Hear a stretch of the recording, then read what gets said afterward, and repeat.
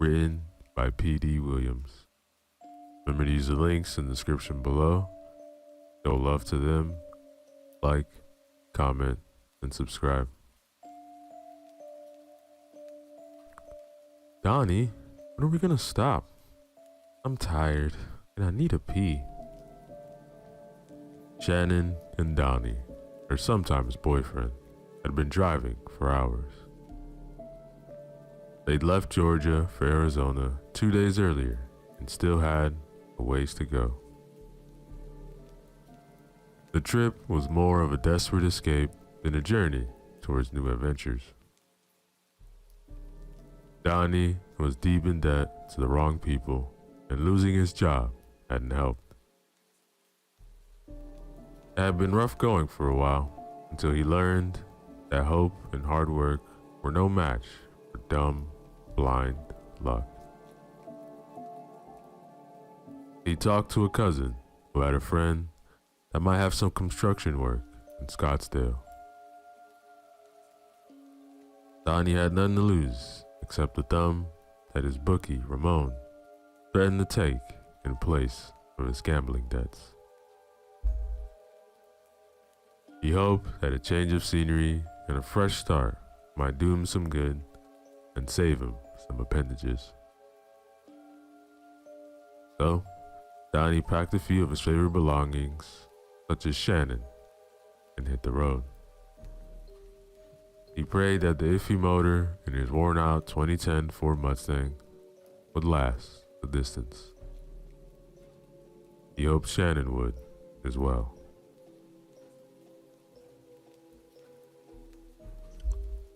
12 hours in, Shannon needed a break. If only to have somewhere to throw up.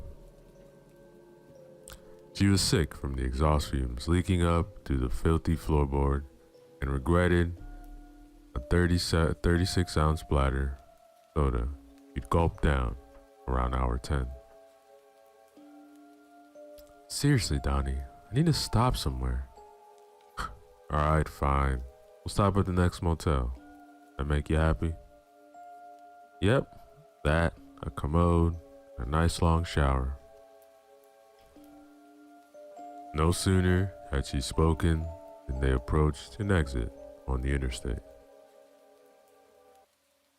A sun-bleached road sign displayed icons indicating that a bar, gas station, and a motel were within a couple of miles. Donnie followed that long, winding off-ramp to an empty stretch of two-lane road marked Highway 21. A sign posted at the confluence showed the motel was located 1.5 miles down on the left. Everything else was to the right. Donnie headed toward the motel and glanced at the odometer to mark the distance.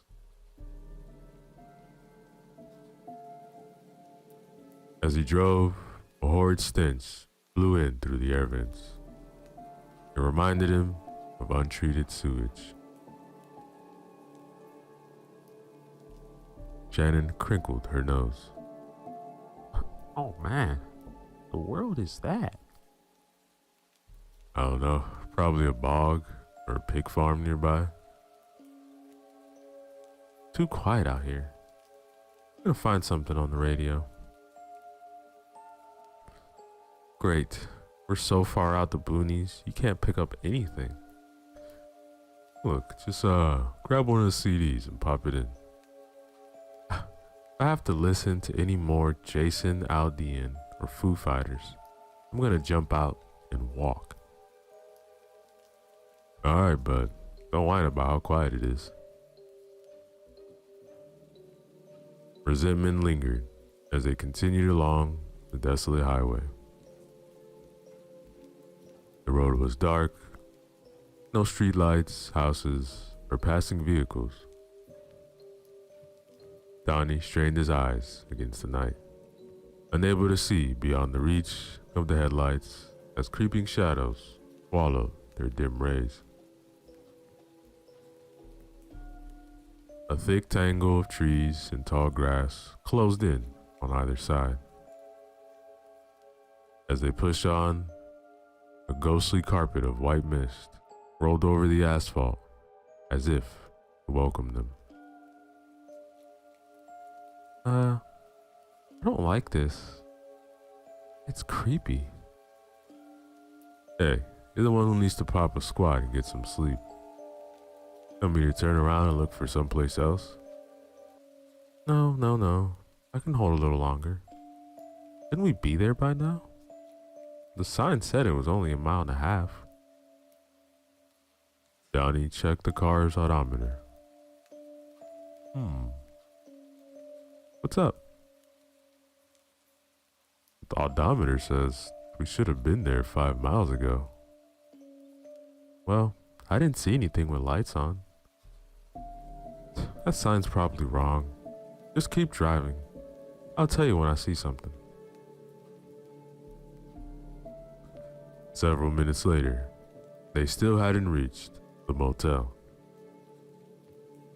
Alright, that's it. I'm turning around. As he looked for a place to make a U-turn, he saw a glowing light in the distance. As they got closer, he could make out a block of bright letters levitating in the soupy night air. Is that a motel sign? Oh, I think that's it. Thank God. My back teeth are drowning. Donnie slowed and turned into the motel's parking lot. Fissures snaked across the ragged asphalt, whole chunks missing like rotted out teeth. The motel was a drab, one-story brick building, the neon sign above the door, a small office. Some of its letters were dead and gone, but enough of them remained to let Donnie and Shannon know they'd be spending the night at the Miller's Motel. Donnie eased the Mustang into one of the parking spaces nearest the door. He was about to kill the engine when something dark ran past the side of the car. Yo, you see that? See what? Donnie turned off the motor. Look, stay here for a second.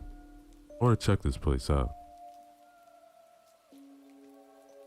He got out and looked around the vacant lot. The air was hot and stale, abandoned by the wind. The fetid odor from earlier was stronger here. Although he didn't see anything unusual, the eeriness of the scene disquieted him. It reminded him of the feeling he got when he boarded up an empty elevator and a stranger stepped inside at the last minute. Hey Donnie, everything okay? Yeah, it's all good. Just a little white line fever. Come on, let's get checked in. Shannon got out and took a few steps before stopping. Whoa, this joint looks like something out of a slasher movie. I wasn't worn out. I'd pee behind a bush and keep moving till we found a Holiday Inn. Relax. Ain't nothing gonna grab you. As soon as they entered the cramped lobby, a sour scent of stale mop water and lemon air freshener encompassed them. One of the two fluorescent tubes inside the overhead light fixture flickered, creating a strobing effect. No one was manning the small Formica counter that served as a front desk. There was a closed wooden door a few feet behind it. Hello? Anybody back there? We got customers up front. Just a minute, please. Be right with you. The door opened, and a short, chubby man in a white dress shirt appeared. The sweat-yellowed fabric worked in tandem with the overburdened buttons to restrain an overflowing belly. A plastic pocket badge with Leonard imprinted on it complemented the seedy ensemble. What it'll be, friends? Donnie and Shannon took a step back to get out of the range of the clerk's body odor. A nauseous mix of armpits and halitosis. We'd like a room for the night. Alright, I think we can manage that. Placing it on the counter, he flipped through some dog-eared pages until he came to a blank one. He spun the binder around to face Donnie. Alright, just put your name and phone number so I can reach you at the top of the line. You're kinda old school, ain't you? Don't you got a computer, internet access? Nah, no service this far out. We don't see a whole lot of business, just occasional one-nighters, just like you two. Yeah, I figured that much looking at your parking lot. So, what do I owe you? I don't know, whatever you think is fair. Seriously? Look, the owner doesn't always come around and you two look dog tired. How about we do $20? Sound about right? Sold, declared Shannon. Donnie laid a bill on the counter as Leonard retrieved the key from the hook on the wall. Here you go, room 11. Let me know if you need anything else. I'm Leonard, and I'll be here all night. Look, when you go out, hang left, numbers on the door. Shannon thanked Leonard, and she and Donnie headed for the room. Along the way, they swatted through swarms of moths orbiting around the bare light bulbs on the side of each door. When they got to the room, they rushed inside before the squadron of insects joined them. An unpleasant smell greeted them. Dark, dank, and pungent. A stink of pot and sex lingering from previous occupants. The gaudy room looked like it hadn't been remodeled for a very long time. The furniture was worn, old, and cheap. Grimy shag carpeting accentuated fading, peeling wallpaper. Donnie flipped a sticky light switch and a lamp sniped down. So, this is what $20 room looks like. Donnie surveyed the squalid accommodations and shook his head. Don't you have to pee or something? You better know it, cowboy. And Shannon made a beeline to the bathroom. Donnie pulled back the tacky covers on the queen-size bed, exposing a dingy, threadbare sheet. Though a bit road-weary, he felt a pulsing in his loins. There was something about being with Shannon in a cheap motel room. Stripped off to his boxers, climbed under the covers, and waited for her to return. The bathroom door swung open, and Shannon walked out. She stopped and looked at Donnie lying in bed, a look of hope plastered across his grinning face. You're kidding, right? Oh, come on, babe. We could mess around and then grab a hot shower together. Speaking of grabbing, he flipped down her side with the covers and patted the mattress. Donnie, told you I was tired. Look, I'm gonna go get my bag out of the car, come back, and wash off. Then I'm going to sleep. Understand? Fine then. You do what you want. I'm taking off. What? Where are you going? I know good and well you ain't gonna leave me here with this $20 outhouse by myself. I'm gonna go find a bar. You take your stupid shower. I have some fun with or without you tonight. He fished his car keys out of his jean pocket and stormed from the room, slamming the door behind him. Shannon didn't think he'd actually leave. When she heard the Mustang's engine revving, she panicked. The thought of being alone at the isolated motel filled her with dread. She ran from the room and headed for the parking lot. Shannon arrived in time to see the red taillights of the car peering back at her like two devilish eyes. Donnie Jackson, don't you leave me here. Donnie, you're a dead man. As Shannon sulked in the now empty parking lot, she noticed a large shadow forming on the edge of the woods across the street. It floated across the parking lot like an ominous cloud. Suddenly, all the night sounds ceased. In the quiet, Shannon thought she heard breathing. She spun around, expecting to see that creepy desk clerk behind her. But there was no one.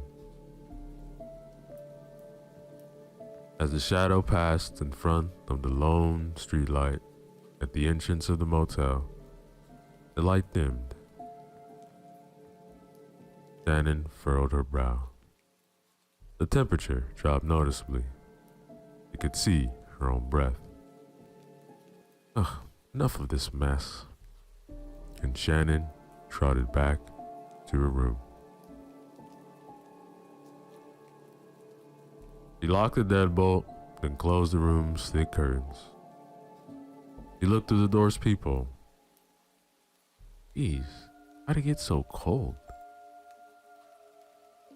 She wondered if her uneasiness about being stranded was playing tricks on her mind. It's probably just a cold front. Still, she couldn't deny that something felt different. Threatening. The mist was so weird. She waited, half expecting a knock or seeing the mist wafting under the door, invading her lungs and filling them with dry black dust. Keep it together, girl. Come on. You're way overthinking this.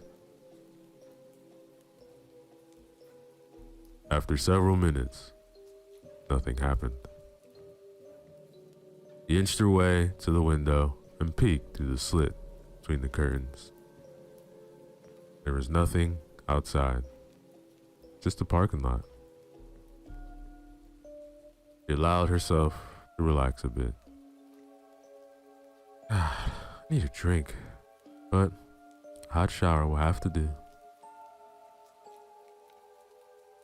Shannon was about to look around the room for her toiletries bag when she realized she had accompanied Donnie to the bar. Oh, thanks, jackass. She made a silent vow never to let him see her naked ever again. Shannon removed her cell phone from her back pocket and tried calling him. But, as Leonard had said, there was no reception. Ah, well, that's just great. Guess I'll just have to make the best of this dung heap. Shannon looked at the ancient tube television sitting on the dresser, wondering if it still worked. It didn't. Ah, this sucks.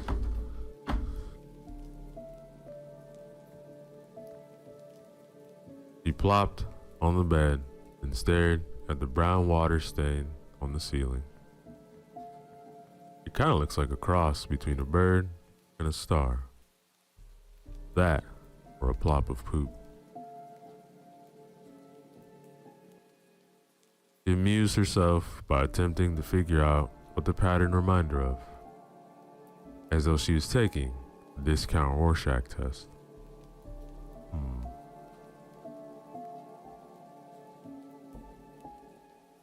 She heard a thump in the wall.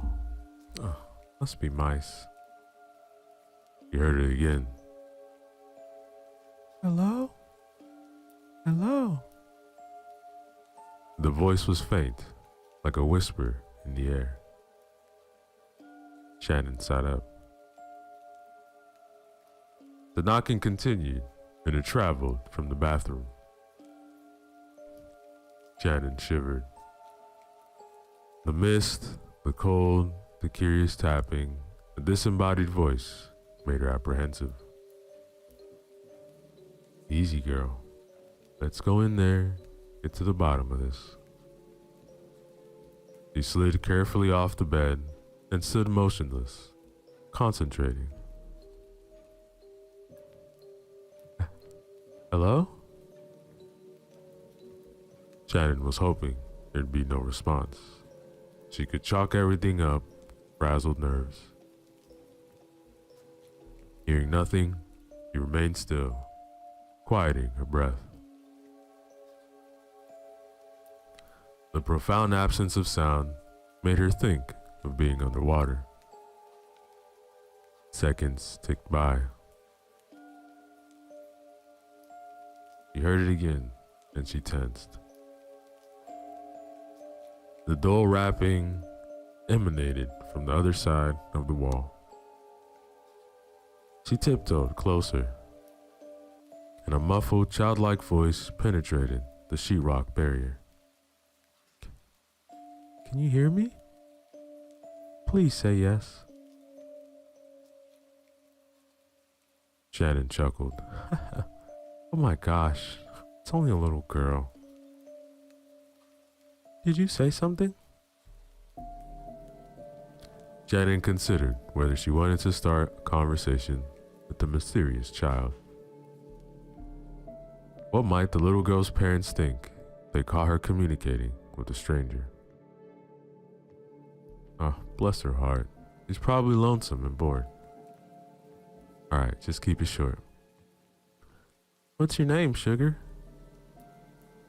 I'm Melissa. Who are you? Well, hi, Melissa. My name's Shannon. I guess you're our new next door neighbor. I didn't hear y'all pull in. When did you get here? A while back. Really? Well, we just got here. Was the weather acting up when you arrived? It was doing something freaky earlier. I don't remember. Can you keep me company? Shannon hesitated. Now that she'd satisfied her curiosity, she didn't want to get hooked into a long conversation. I'd like to, honey, but I'm getting ready for bed. Nice talking to you, though. The child said nothing more. Shannon assumed that she either had gotten bored or feared her parents busting her. Shannon went back to the front room and lay down on the bed again. She closed her eyes, allowing the stillness to relax her. All of a sudden, she hears loud booming. Shannon popped up. She took a moment to catch her breath. Who's watching that brat? She hears it again. Alright, that's it. I've had enough crap thrown at me tonight. Hey, why don't you people watch your stupid kid? I'm trying to rest over here. Her outburst drew no reaction. Yeah, you better keep it down.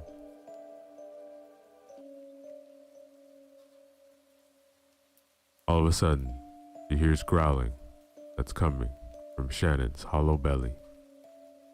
I wonder if there's a vending machine around this dump. Shannon felt around in her front pocket and found a couple of dollars. With some effort, she managed to push aside the earlier weirdness in the parking lot. Releasing a heavy breath, she said, "All right, here we go," and headed to the door. She stopped halfway when she heard a child crying. Shannon followed the sound to the bathroom wall. It wasn't pained or "what do you mean, can't watch TV," or to cry. It sounded mournful, frightened. Her annoyance turned to genuine concern. "Melissa, is that you, sweetie? Melissa, are you okay? Please, don't hurt me." Who's she talking to? Was that child in danger? She pressed her ear against the wall. Soundlessness filled the space within. "Help! Shannon! Help!" Shannon jumped back. She had no idea what the situation was next door. Can't even call 911. No, don't do it. Something smashed against the wall, and Melissa wailed louder.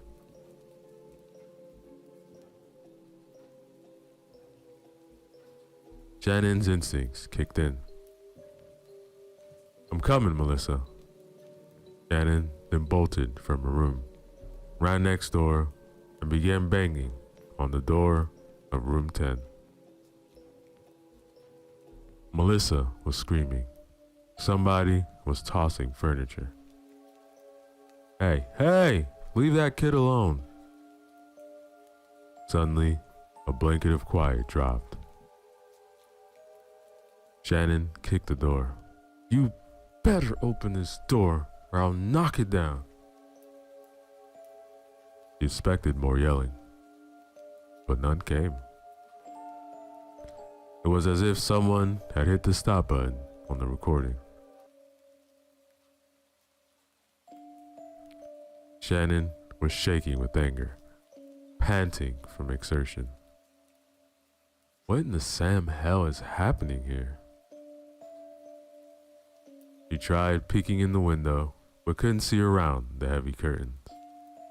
No light bred through the narrow opening. She heard only cricket songs and the soft fluttering of moth wings. She turned to the parking lot and realized no other car was there. Her neck tingled. She wanted to get back inside quickly to feel the comfort of light. After securing the door, Shannon sat down at the round wobbly table under the window to think. I don't like this. Thanks, Donnie. As angry as she was at him for abandoning her for the sake of his entertainment, she couldn't remember a time he wanted to see him more. Shannon? Are you still there? Cold swept over her. Don't answer her. Don't answer her. Just ignore her and maybe she'll go away. I think he just left. Please, I need you. Look, Wherever you are, this ain't funny no more. Leave me alone and I'll call the cops. Or at least I would, if the stupid phone worked. But he's coming back. There was genuine fear in the girl's voice. Shannon wondered if she might be dealing with child abduction despite the strange happenings. Or given her anxious state of mind, if there was a little girl at all. He couldn't be sure. I think I'd rather be dealing with ghosts. But her conscience wouldn't let her rest. Shannon went into the bathroom and stood at the wall. Melissa, who's coming? The scary man. I don't want to be here anymore. Please, help me get out. Is there any way out of there? No, I'm locked in and there's no light. She bit her bottom lip. You could use a chair to break open the wall and free the captive girl. But what if the man was still there? Okay, Melissa, I'm going for help. You need to be very quiet. I'll be back soon. But I'm scared of the dark. I need some kind of light. Shannon licked her dry lips. She knew she needed to bring help, but she hated the idea of leaving Melissa alone, crying in the black room. Shannon, are you there? Oh, he's probably close. Please hurry. I'm thinking. Oh, I have an idea. What if I dig a little hole on my side of the wall while you dig one on yours? That way we could meet in the middle. Then I can share your light. Shannon considered Melissa's plan. It might give the frightened child some comfort while she went for help. Honey, is there anything there you can dig with? I don't know. I can't see anything. Look, just feel around. I'll look for something over here. Melissa, did you find anything? No. Did you? No. Then the thought came to her. He scraped the decrepit wall and a wisp of white dust floated around her fingertip. Okay, look, sheetrock is old and thin, so we might be able to dig out with our fingernails. I'm gonna scratch on my wall. When you hear it, follow the sound and start digging. Okay? You ready to listen? She scratched the sheetrock at the height she thought the little girl might be able to reach. She paused to check on Melissa. Did you hear that? It's about 4 feet from the floor. Yeah, I heard you. I know where you are now. I'll start digging. Here I go. Shannon began chipping away at the drywall. As she expected, the sheetrock was brittle, so she had little trouble breaking through. She poked her index finger into the hole and wiggled it around so Melissa could better locate her. Melissa, feel around for my finger. The child said nothing. Sweetie, did you hear me? Feel around for my finger. Shannon? Yeah, darling. He's here. Something grabbed Shannon's finger and yanked it with enough force to dislocate it from her knuckle. The pain was immediate. She jerked her disconnected finger back, but its hold was too strong and made her skin stretch like a rubber band. There was a loud crunch as the digit's middle joint snapped upward. Shannon howled. You leave her alone, yelled Melissa. The attacker applied a tighter grip to Shannon's L-shaped finger, tugged the rest of her hand further into the wall. Let me go. I'm sorry, Shannon. I can't make it stop. Shannon realized that if she was going to have any chance of rescuing Melissa and herself, she'd have to act quickly. Using her good hand, she punched a hole in the weakened wall, then grabbed her attacker's arm. Run, baby, run! Another large hand seized Shannon's arm and began squeezing, its sharp nails puncturing her skin. She thrashed around like an animal in a trap. The needle-like pain in her arm grew as the fingers clawed deeper into her stinging flesh. She wailed when the hand fully penetrated her arm, taking hold of the bone underneath. Shannon grunted as mind-twisting terror hammered at her.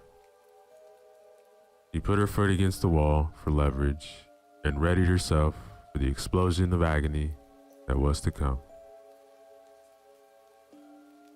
As she pushed away from the wall, her arm made low snapping sounds. Her nerve endings were on fire. Screams burned from her vocal cords. Suddenly, the grip relaxed. Shannon flew backward and crashed against the opposite wall, nipping her tongue, the tang of blood coating it. She dropped to the floor and forced herself to assess the damage. Her arm looked like someone had filleted with a dull knife. The bone in the middle joint of her index finger had ripped through the skin. A flood of thick crimson poured from the wound like an open tap. Small white dots formed her vision. She tried crawling from the bathroom, but her shredded arm's blood and ripped tendons made her slip. Cracking sound suddenly made, and the wall split from the holes down to the floor and pulsed outward. A tall, cadaverous figure in a tattered black suit pushed through the crevice like a malformed baby. The spindly horror had no eyes, just deep black holes, weeping maggots. Its nose had two horizontal slits from which a syrupy discharge oozed. With its drooping skin and long gaping mouth, it looked like a caricature of a screaming corpse. It turned and lowered its bald head toward Shannon. Come with me. Shannon's deafening shrieks reverberated in the blood-splattered room. Shock overtook her ruined body, masking the pain. With the torment temporarily at bay, she tried crawling with her useless arm again.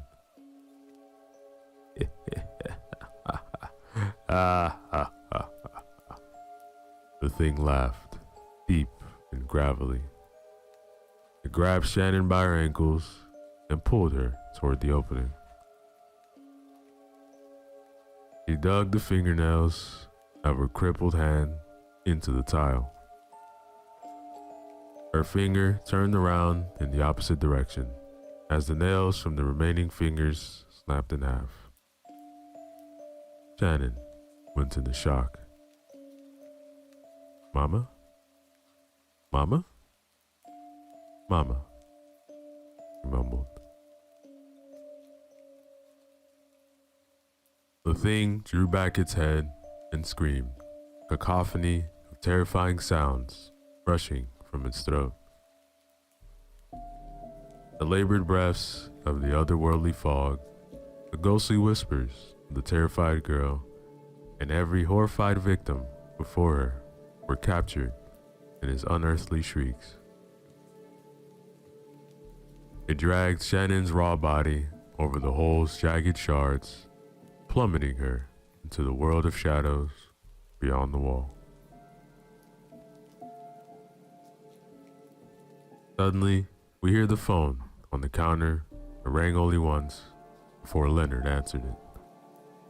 He never kept it waiting. He drew the receiver to his ear. It's done. Come. Leonard shook. He'd never gotten used to its haunting hiss.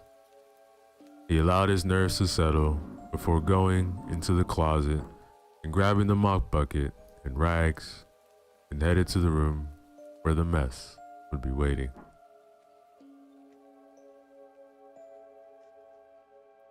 A few hours later, Donnie swerved into the parking spot outside room 11. Wobbly and reeking of whiskey, he jabbed around the door lock with the key. Getting lucky on the fourth attempt, he unlocked the door and staggered to the room. Only the cheap lamp of the water-ringed bedside table illuminated it. Shannon wasn't in the bedroom. Donnie glanced at the partially closed bathroom door. Babe? You in there? He didn't answer. Seeing the light peeking around the jamb, Donnie figured he still might have a chance to make things right until he screwed up again. Darling? Come on, Shannon. Don't be like that. I just need to get away for a while. Donnie opened the door and looked inside. He groaned at the empty bathroom. Where could she have gone? She didn't have a car. Maybe Leonard had seen her go. Donnie was near the front door when he heard the sound. Donnie? Donnie? Shannon? That you, sugar?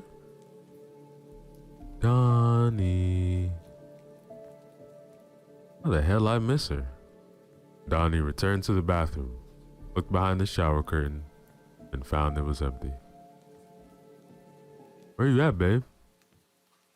Donnie, I need you. The muffled voice was coming from the other side of the wall. He went over and leaned his ear close to it. Shannon, what are you doing next door? When she didn't answer, he pounded on the wall. Shannon, quit fooling around and get back over here. Look, I'm sorry I left you to go drinking. Donnie, can you hear me? Barely. Look. I'm tired of all this crap. I'm coming over there. Donnie, listen to me. I need to be quiet as possible. Come closer to the wall. Baby, it's important. Donnie pressed the side of his head against the discolored sheetrock. Okay, what is it? He didn't have time to scream as the hands burst through the wall, grabbed his head, and pulled. The phone in the grimy office rang. Leonard answered it on the first ring. He never kept it waiting. And now, ladies and gentlemen, yo, what is up, everybody? Your boy Ceresco, back again with another short horror story for you guys. This one is titled Don't Wake Mother, written by Kitty Olsen, the Odd Cat Lady. Remember to use the links in the description below. Show love to the author. Like, comment, and subscribe. Come on, Sienna, hurry up. I'm gonna get drenched if I stay out here. Even with the threat of getting soaked in ice-cold rain, I did not want to get out of the car. I didn't even want to go out tonight. My plans were to play Baldur's Gate 3 and do absolutely fuck all else. But Poppy, bless her heart, did not accept my plans and just gave me the puppy dog eyes. Can't say no to my best friend, even if what we were doing was, in my humble opinion, dumb as hell. Don't get me wrong, I love Poppy. I've known her since we were babies. Literal, lifelong friendship. But where I was focused on what I could see and touch and verify as real, she had not, to put it lightly. When we were 13, she proudly announced she was now a Wiccan and could communicate with the goddess and the horned god. She dropped Wicca after about 3 months, but other things came and went during that time too. Crystal healing, pendulums, spells, witchcraft unrelated to Wicca, psychics, and of course, tarot cards. He was back on the tarot train this month. It doesn't bother me either way. It's what made her happy, you know? I thought it was all bullshit, but she never actually done something that would be harmful, like using amethyst to cure cancer or whatever. In return, she never pushed me to believe the metaphysical. Never pushed, but she did invite me along to talk with her psychics. You know, sometimes you go along with your friends' plans that don't sound that fun just to spend time with them. I had spent a lot of time in my apartment lately, so I agreed to this plan.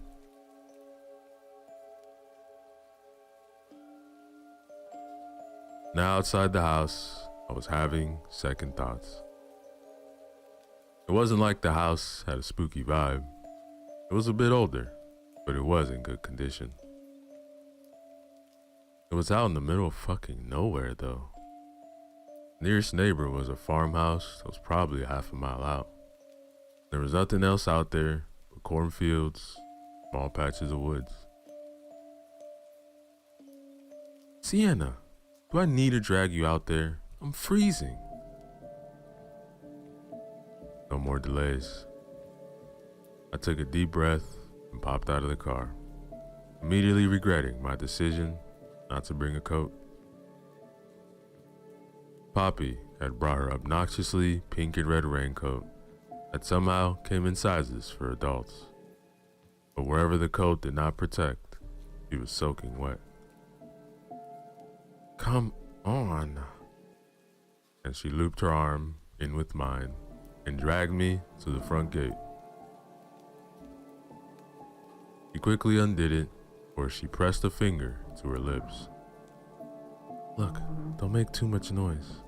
We don't want to set off the dog. The stark white gate swung open, and Poppy hop-skipped into the yard. Even in the mostly dark, I could see it was well kept. A small garden was in front of the large bay window, and flowers surrounded the birch tree. I could see the doghouse. I could not see the dog until we were close to the door. The only reason I saw it was because the eyes opened as we got to the door. Its fur was pitch black.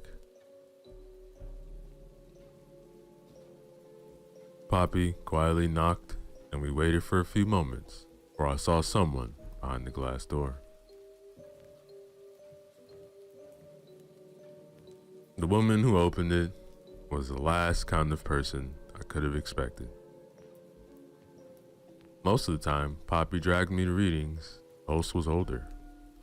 all gaudy jewelry, reeking of incense. The woman on the other side of the door was no older than us, wearing yellow elbow high rubber gloves, a green headband, and a rubber apron. Oh, I lost track of time. I'm sorry, Poppy. I was busy cleaning. The woman pushed a few strands of black hair back past her headbands. Come on in. Make yourselves cozy in the reading room. But try to be quiet. Mother's asleep, and I don't want her to wake up. Oh, you must be her friend. I'm Vanessa. Please, take your shoes off. I just cleaned the rugs this afternoon. I don't want them getting all wet. Hey, I'm Sienna, I managed to say, before Vanessa whisked herself away. I glanced over at Poppy, who was grinning ear to ear, and I finally understood why she insisted I meet the new tarot card reader. Are you serious? What? She's your type. I mean, I don't know if she's gay, but she's got black hair. She's super neat. Don't you start, Poppy. For real, do not start. I had just ended a relationship. I was not eager to jump into another one, even if Poppy was.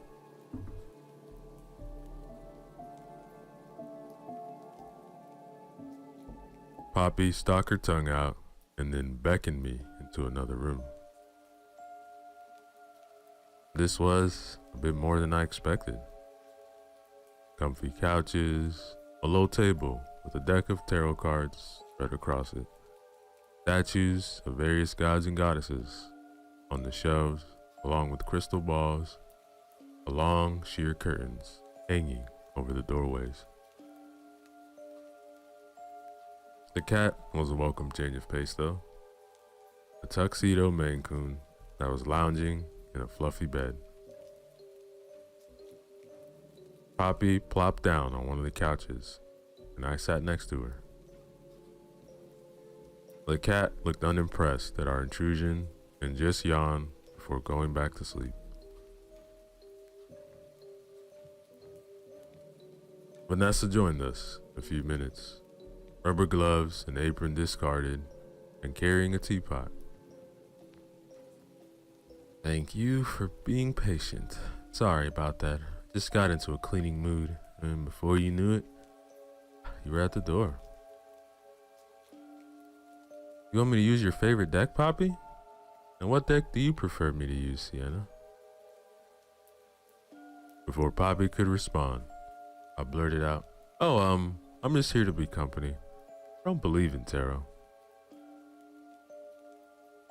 Poppy looked horrified at my bluntness, but Vanessa just quietly giggled as she poured 3 cups of tea.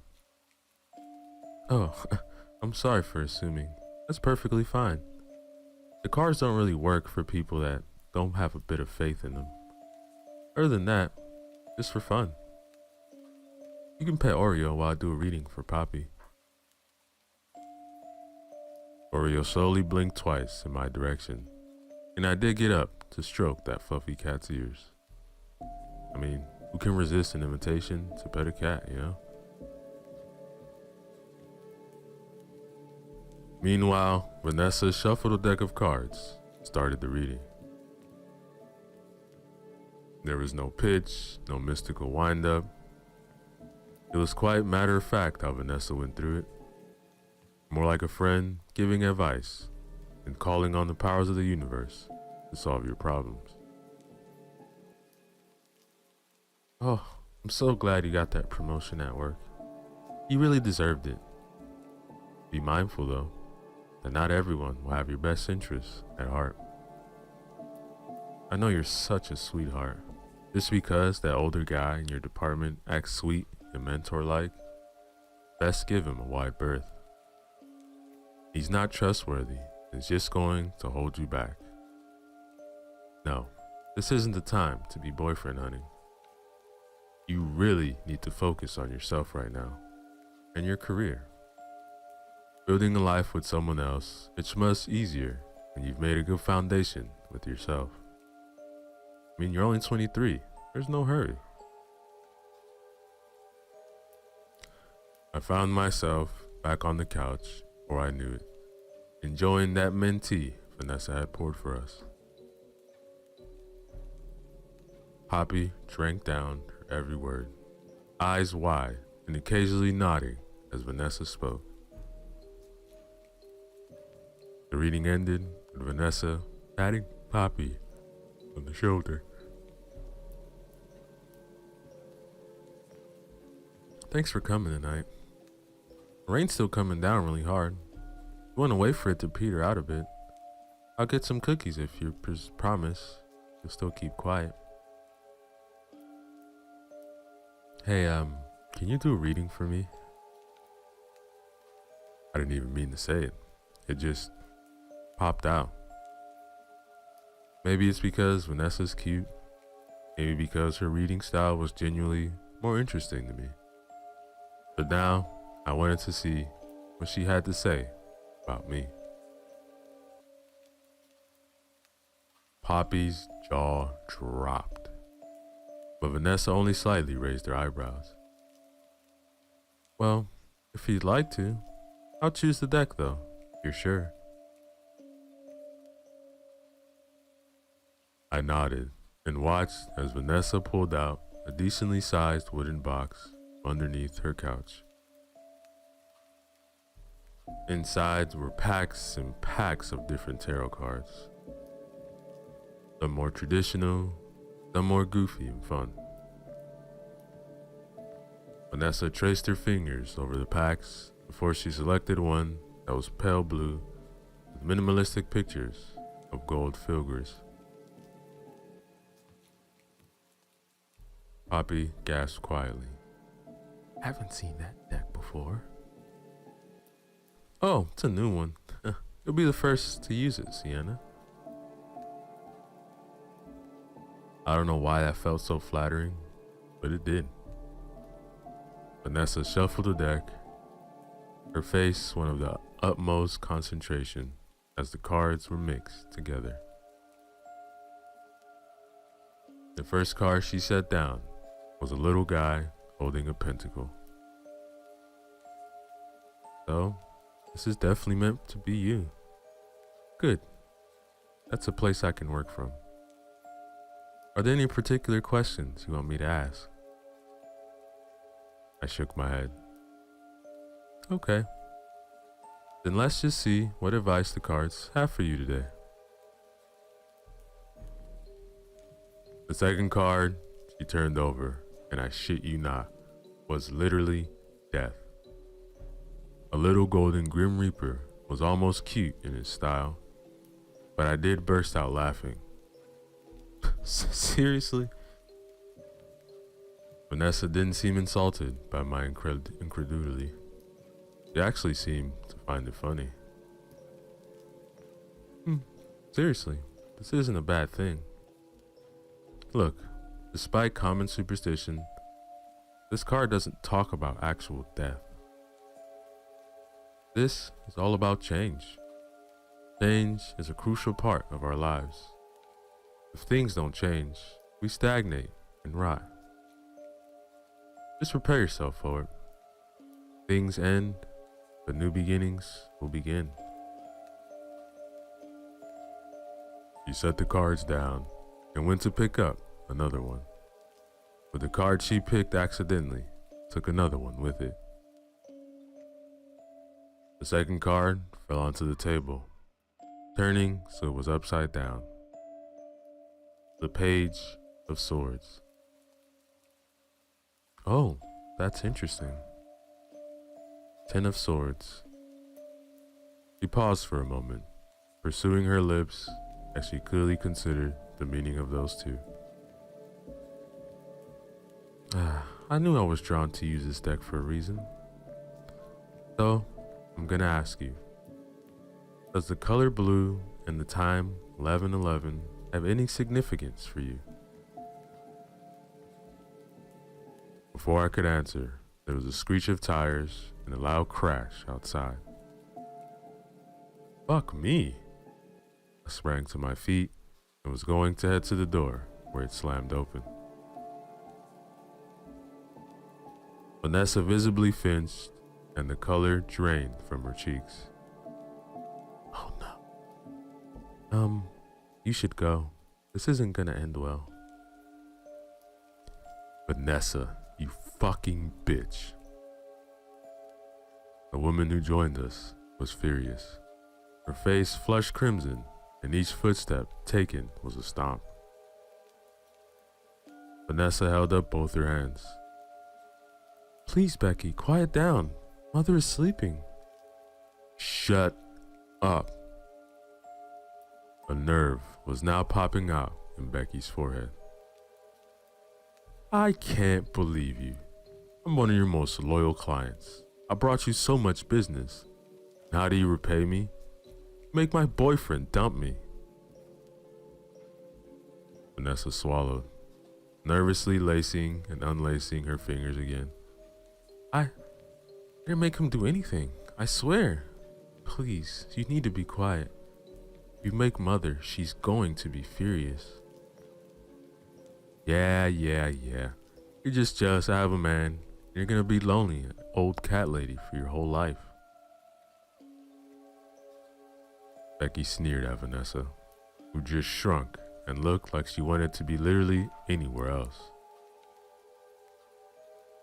Becky stepped forward and raised her fist like she was going to punch her. Well, what are you gonna do to make this right, huh? I had more than enough of this chick. I stepped between her and Vanessa, holding up a hand. Hey, she doesn't owe you shit. She told you to shut up, so use your one brain to shut your mouth. Becky seemed to just notice I was even there, and the way she looked over at me, she clearly didn't like the look of me. I was half expecting the next word to come out of her mouth to be something incredibly offensive when the loudest voice yet boomed through the house. Who's making all that racket in my home?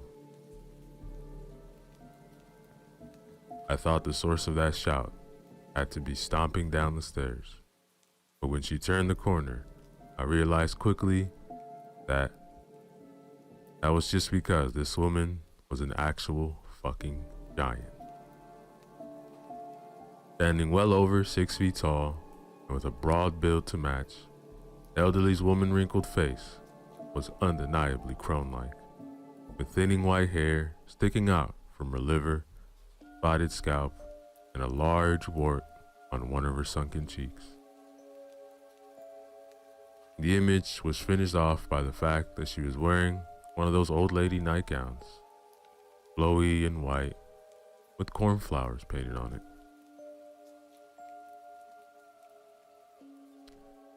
Vanessa audibly gulped. Mother, I'm sorry, I was just doing a reading for these two when Rebecca came barging in. She was just leaving. Becky snapped out of her shock of Mother's sudden appearance. I am not leaving until you call my boyfriend and tell him your reading was bogus. Mother snorted like a hog and crossed the room in a few strides. Now tiring of Becky, she tilted her head to the side, and I couldn't help but be reminded of a hawk looking down at a mouse. You mean the reading she gave to that skinny wimp a few days ago? Oh no, it was a good one. She told that he needed to dump your venomous ass on the curb with the rest of the garbage.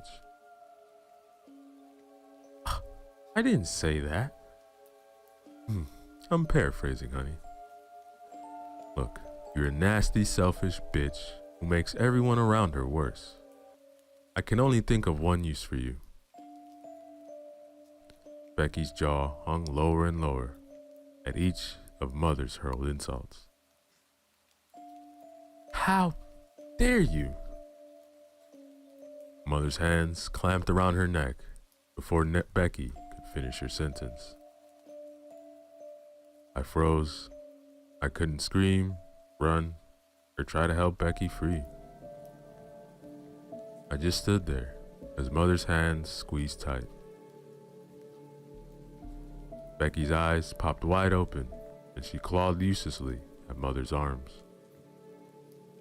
The hag just continued to smirk. I don't know exactly when the elderly woman started growing. I do remember feeling small in her presence, but it wasn't until Mother's head brushed the ceiling my brain caught up to what I was seeing. The elderly woman had sprouted over 2 more feet in height. It was insane. It was so fucking insane, and I still didn't do a thing. Not even when I saw Mother's nail stab into Becky's neck. Each claw like a finger, now dripping blood. I don't know how long she strangled Becky. Shit, it felt like hours. But Becky's gasps and gurgles became quiet. Her struggling grew weaker and slower. And finally, she went limp. Her face a shade of purple I've never seen in a human. Mother finally let go of Becky and she fell to the ground with a smack. Not even a twitch. Becky was dead. The room was dead quiet while Mother examined her claws, genuine claws, not just sharp nails, and sighed, wiping them off in her nightgown. Her beady black eyes turned to me. Shit, I had to be next. I was so screwed. Well, the body's just gonna go to waste if we stand around. Time to get to work. Poppy had also frozen, but that sentence was what kicked her instincts back into drive. She screamed and ran for it. Unfortunately, her path took her right by Mother. In a blur of movement, the giant hag had backhanded Poppy hard enough to send her sprawling to the floor. Vanessa dear, put the scaredy cat back in the back room. Oh, don't pout. I'm not gonna kill her too. Just lock her in until I decide what she can be good for. Well, don't just stand there, other girl. Grab the bitch and drag her into the kitchen. Couldn't believe what she was saying. More so, what I did next. I did exactly what I was told to do. I hooked my arms underneath the corpse's armpits, dragged her along, following the chuckling crone as we left the reading room. I heard Poppy asking what we were doing. We needed to get out of here. We needed to call the cops. But I let her voice fade into the background of white noise in my skull. The kitchen was nothing out of the ordinary, save for the giant butcher slab that was up against the right wall. Mother nodded to the slab. Get her up there. It was not a request. It was an order. It was a struggle lifting the body entirely off the ground. With a bit of shoving and a loud smack, Becky's corpse was now laying on the butcher's block. Mother gave me a long look up and down before grinning proudly. Ah, good girl. What's your name? Deanna? What are you gonna do with her? What do you think I'm gonna do? Give you a proper reading. That's what I'm gonna do. Oh, those cards are cute little gimmicks. My darling Vanessa can use them as efficiently as one can, but she needs to grow up. Tarot cards are child's play. Anthropomancy, now that's how you get real knowledge of things I've known. Depending on the results, I might try osteomancy as well. We'll see. Those words meant absolutely nothing to me. Even when Mother shredded Becky's bright blue tank top off her body, pulled the Narge Life out the rack, I didn't get it. Not until she plunged that knife into Becky's gut and sliced her open. Her innards slipped free, flopping onto the ground with a sickening splat. I stared in horror as Mother stared at them, murmuring quietly to herself as she saw something I couldn't even possibly comprehend. The room was quiet, save for the sound of Becky's intestines sliding out. Finally, Mother grunted before slamming the body back down on the slab. We're quite alike, you and I, she said so matter-of-factly, I almost burst out laughing. It was so absurd how calm she was now, compared to her fiery rage when she first been woken up. You don't take other people's word for it. You need proof. No blind faith for you. I like that. I swallowed and tried to avoid breathing through my nose. The smell of blood was about enough to bow me over. Like that? Yes. Now, Mother took a different blade and with the finesse of a butcher, started carving up Becky. Slabs of meat were laid to the side, while some prime cuts were literally thrown across the room to an open pot. The reading was clear. I shouldn't let you get away.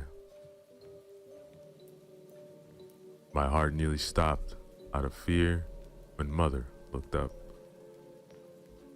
She was now splattered with blood, which paired her with Granny nightgown somehow made her more terrifying. She threw her head back and shrieked with laughter. Not like that, girl. Oh no, you're too much potential to just have for dinner. Mother proceeded to crack open Becky's ribs with her bare hands. She pulled free and held up the woman's heart. Ah, yes, that potential. The readings are clear. Some people think you have to have your head in the cloud to make magic work. That's not true. You need to be grounded. You need to be calm. What makes you think I'm any of those things? You're not running away, are you? You helped carry this bitch to the table, stayed for your reading, didn't you? Oh girl, you are something special. Mother hurled her fist back and threw the heart to the pot. Put the lid on. We'll be having late dinner tonight. I needed to stop. I needed to get out now. There were other knives in reach. I could get a weapon. I could defend myself. But instead, I crossed the room and doing my best not to look into the pot, I popped the lid on. The moment I did that, the stove clicked on, small flames flickering underneath the pot. I turned and hated how I was shocked by how fast Mother was carving up the body. The kind of speed that only came with experience. This wasn't Mother's first time butchering a human body.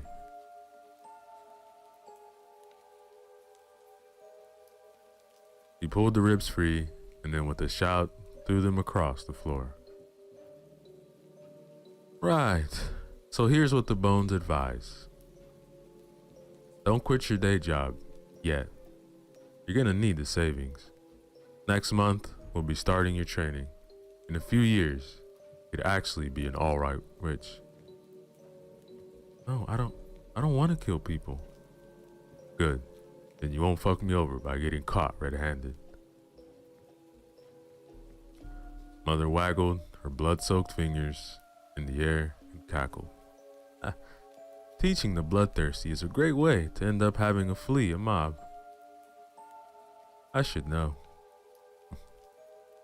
Vanessa poked her head into the kitchen and sighed as she looked at the bones on the floor. Mother, you really should put tarp down first. I'm gonna have to mop again.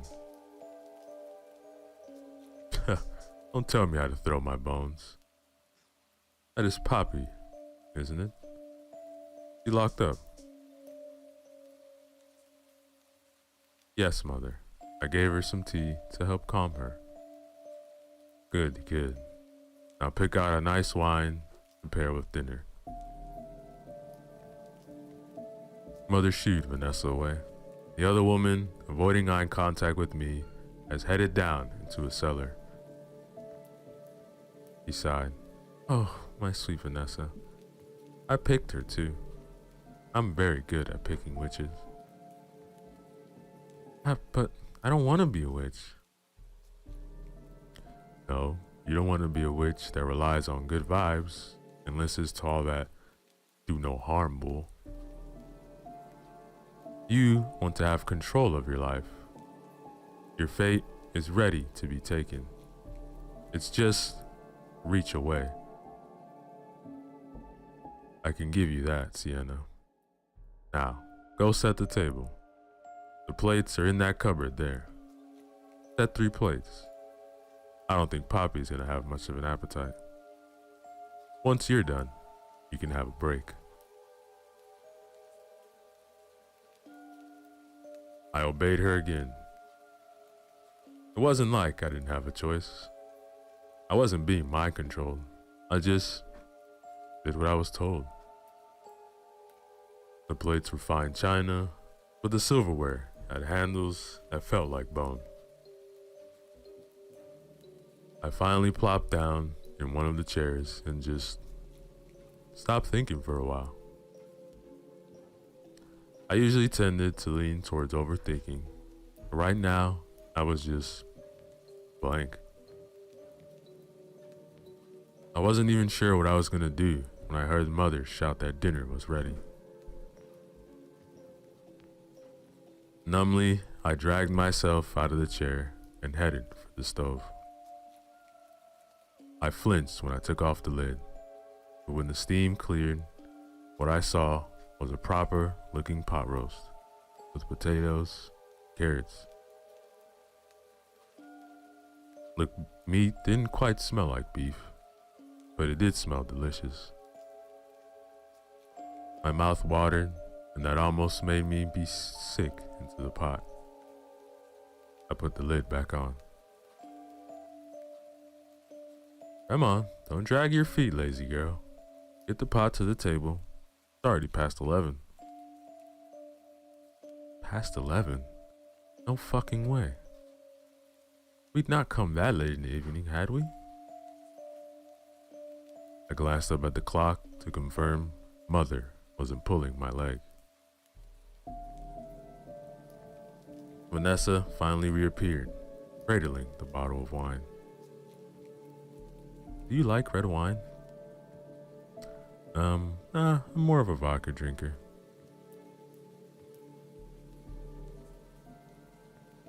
That bit got a smile out of Vanessa, one that had just a hint of darkness that Mother had in her smirks. Oh, you're going to fit in here fine with Sienna. The table set. Mother dishing out our potions of the roast and passing out bread rolls. When you share a meal, you are establishing a relationship. We're beginning something beautiful here, Sienna. Control of your future. I stared down at my plate. Did I want this? Did I want to dive deeper down this rabbit hole? Did I want to finally have a bit of control over my life? I picked up my knife and fork and slowly cut a small piece of meat. I brought it to my lips, hesitated for just a moment, and I took a bite. That, ladies and gentlemen, is the end of our story. Yo, what is up, everybody? It's your boy Ceresco, back again. Another horror story for you guys. This one is titled The Jungle, written by Matt Demersky. Remember to use the links in the description below. Show love to them. Like, comment, and subscribe. I drink, not because I like alcohol, but because I've recently seen the horrifying underbelly of the world. And I can't go back to blissful ignorance in any other way than through the bottom of a bottle. I can't sleep either. So I'm writing this out to hopefully get some of the poison out of my head. It began with a picture. I'm nobody special, don't get me wrong. Just the opposite. Not a detective, not a cop, nothing like that. I was just a senior in college with an office job lined up, and I only had to coast out to the end of the year. All that free time made me vulnerable to questions. The question and the picture that came with it would have just flawed past my mind like every other bit of internet flotsam, if not for that particular state of aggravated bored I found myself in that freezing February afternoon. 2 local girls had recently gone missing. That much I knew. My year-old friend worked as an intern at the city news channel, and he told me nobody can make heads or tails of what had happened. Look, he wrote in the email. Someone at another news group sent us this. Cops found 2 pictures uploaded from their phones after the last time anyone saw them. They're hoping somebody can identify this guy. I remember rolling my eyes. That was not the first time he wanted, and he forwarded me an email full of internet memes and nonsense. He was a sucker for clickbait. The pictures were the typical scary type, taken in darkness and limited in scope, such that nothing could really be discerned beyond. Look at how weird this is. The first image was taken from directly behind the head of a man with short brown hair, close enough that the flash illuminated his intimate scalp with bright white lights. He appeared to be somewhere dark and slightly foggy. Over his shoulder, a brandished knife could be seen, held forward for some unknown reason. The second image was of a man lying face down in a hotel bed, surrounded by empty liquor bottles and scattered pills. From his disheveled and sweat-matted short brown hair and the shape of the back of his head, it looked to be the same man. Convenient that his face was hidden in both shots. Behind him was a peeling hotel wall and a mirror that somebody appeared to have spit on. In the mirror, it was possible to see the man's left arm held out in such a manner that he was taking the picture himself with a cell phone. Given the context, I guess the phone belonged to one of the 2 missing girls.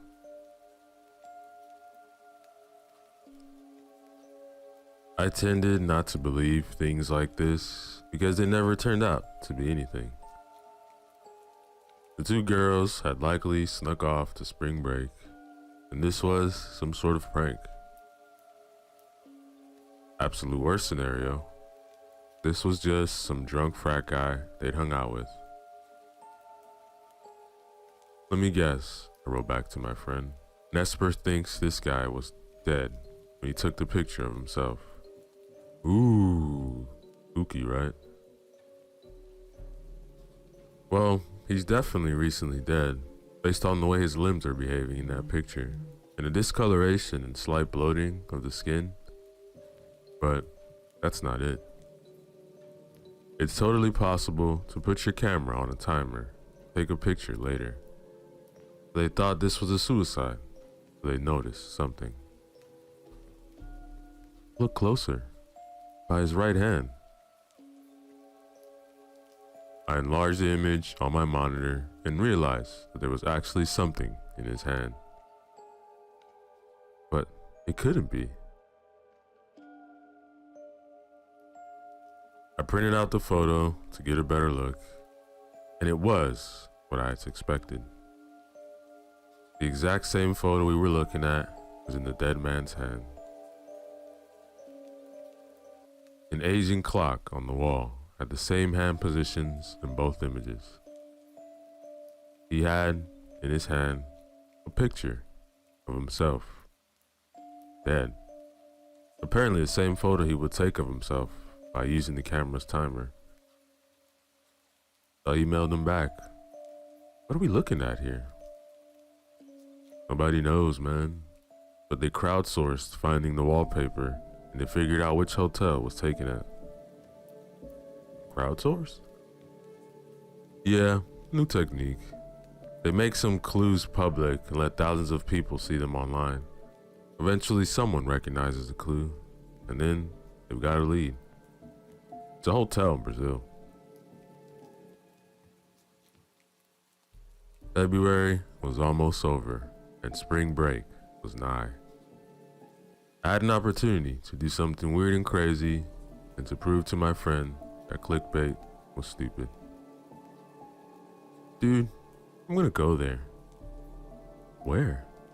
That hotel. You're not serious. Why not? I mean, I got my passport because my mom pestered me to do it last year. And I've got the money to fly down there because of my summer internship. Look, there's nothing to see. I'll hang out on the beach and have a normal spring break, you know? Alright, but look, I can give you the specific hotel, but you sure you want to do that? That's like crazy. The peculiar mix of aggravated boredom and intrigued indignation brewing in me compelled me to say yes. I'd seen so many ridiculous internet myths in my time online that it seemed an incredible opportunity to debunk one. I'd never really left the country before, of course, but I fought down the nervousness and did my best to research everything I could. The hotel was near a popular tourist destination, but it wasn't like I was going somewhere horrible. The beaches were beautiful, if nothing else.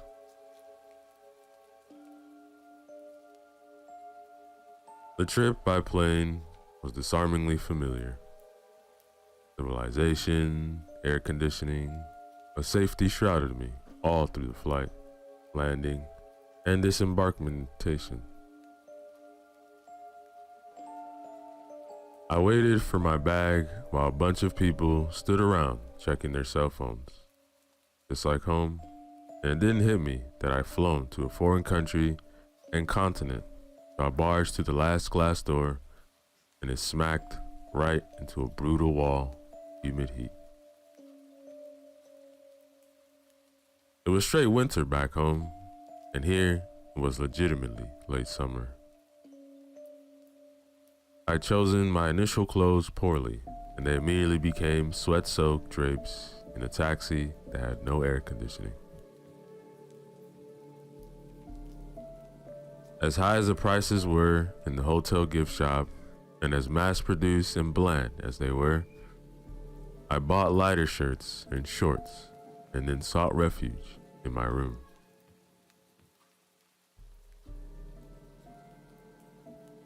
I sat by the wall air conditioning unit until I'd recovered. Then I looked around my room. My friend had given me the right info. The wallpaper was the same pattern from the photo, and the bed, the mirror, the clock were all the right design. Did a guy really commit suicide by pills in this hotel under mysterious circumstances? The nearness of it sent a biting air-conditioned shiver down my spine. Scary images sent in email chains online were supposed to be stupid myths, not something from a specific real location. Once acclimated, I fought the churning fear in my stomach and forced myself to walk down to the lobby. I had pictures of the two girls on my phone, and I was debating whether to ask the concierge about them. I didn't have to. Photos were already on a bulletin board by the front desk, among others. I remember laughing nervously. What? Oh, tourist. Yes. Well, I figure I might as well try, or else my friend will mercilessly tease me about flying all the way down here for nothing. I touched the pinned papers. These two. Ah, very bad, very stupid. They went on a hike and never returned. He waved his hands for a moment before seeming to settle with a sigh on a less accurate word. The jungle. It eats people here.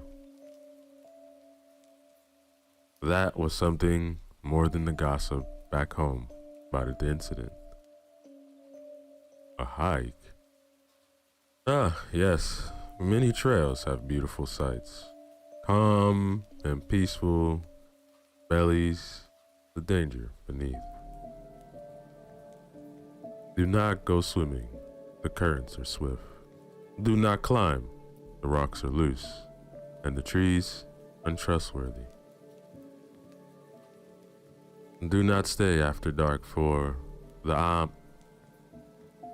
He paused again and appeared to frown at having to use the same word.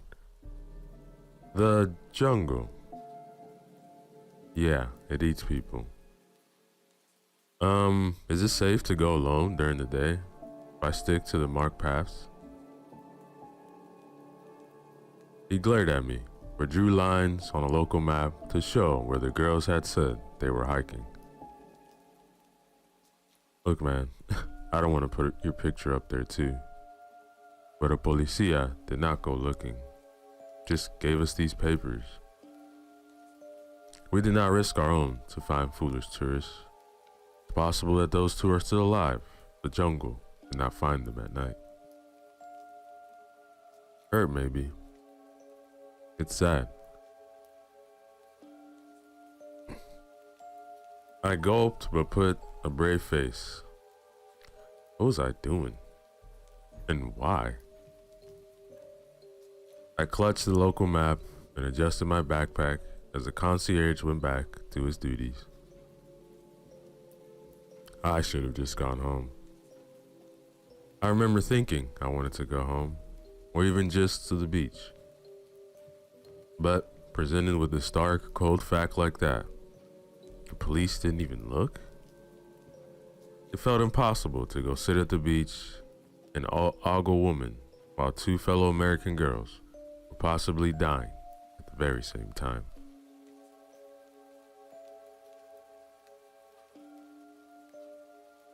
There were some guides for hire outside the hotel, but I felt less safe with a stranger than by myself. I couldn't stop thinking about the tales of guides tricking people to captivity and selling their organs on the black market. All I had to do was walk a few paths, right? It was stupid. I knew it was stupid. The guide saw my direction, listened to my insistence on going alone, and looked at me as if I was a dead man. When they saw I was serious, one pressed a survival knife into my hand and shook his head when I tried to pay him.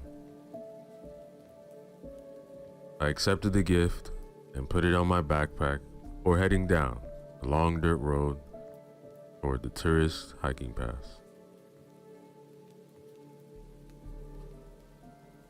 This wasn't like the small trails around the hotels and campgrounds back home. The jungle here was not a mastered entity. A life was swarming everywhere. Thick clouds of insects hovered together, only to be scooped up by flocks of little birds. Or perhaps they were bats. I wasn't sure. It was humid as hell and stuffy under the thick canopy of gloom and green. But I'd somehow stumbled my way into a mission. I couldn't turn back without hating myself.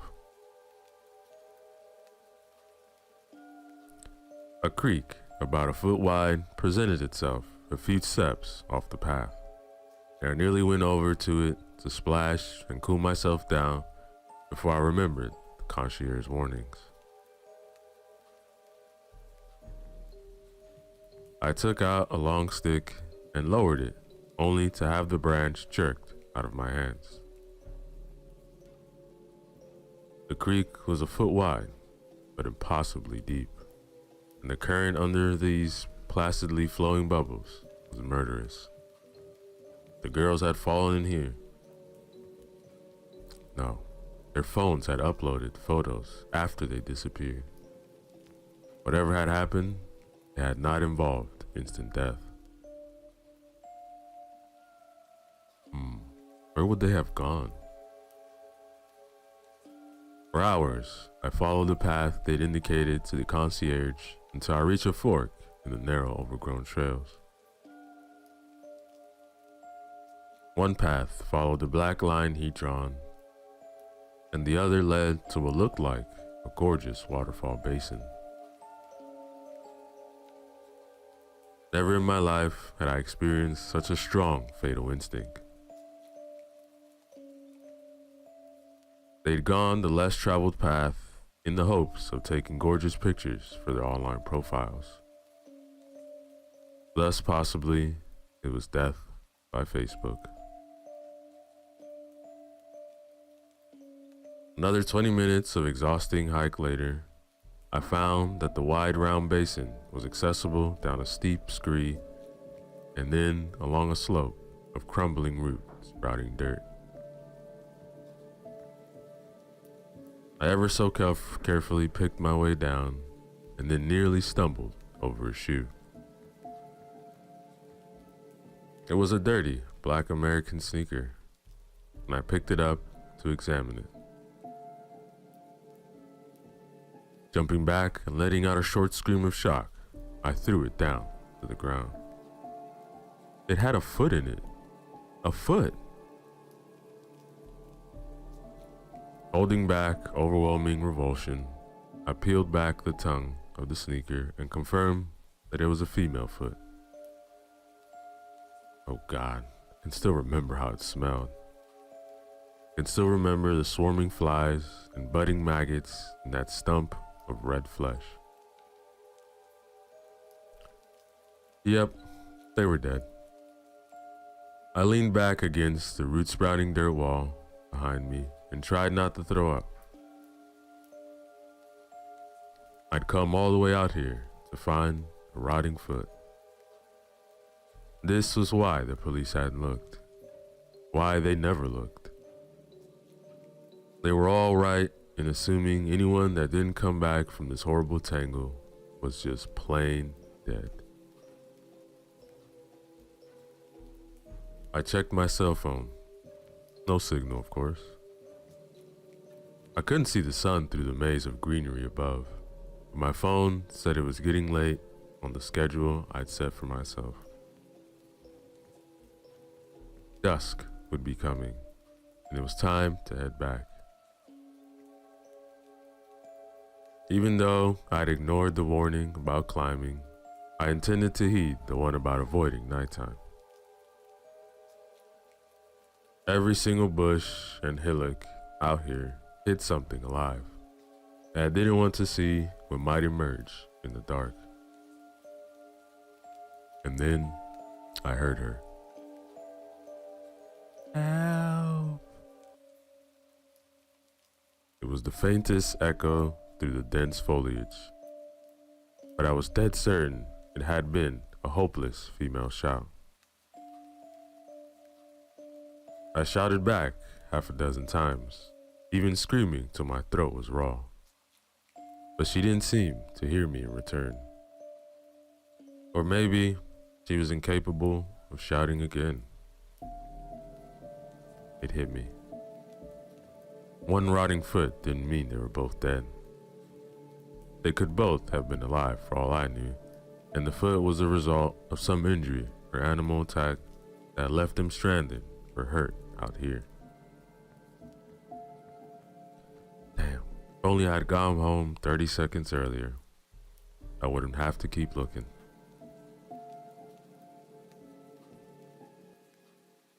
The waterfall above was beautiful, but austere. There was no climbing up that way, which meant the girls had likely followed the resulting narrow river. If they were unable to climb back up the scree, I'd just come down. Judging my footholds and handholds, I clambered along clean rock, thankful to be out of the tangle for a time. The progress wasn't hard, just precarious, and I guess that someone could do it minus a foot if needed. Eventually, the terrain became more like a canyon, with a river at the bottom, and I was forced to lift up onto dirt again. Here, I found an animal trail splitting off in 3 directions. A cell phone with a cracked screen laid half buried.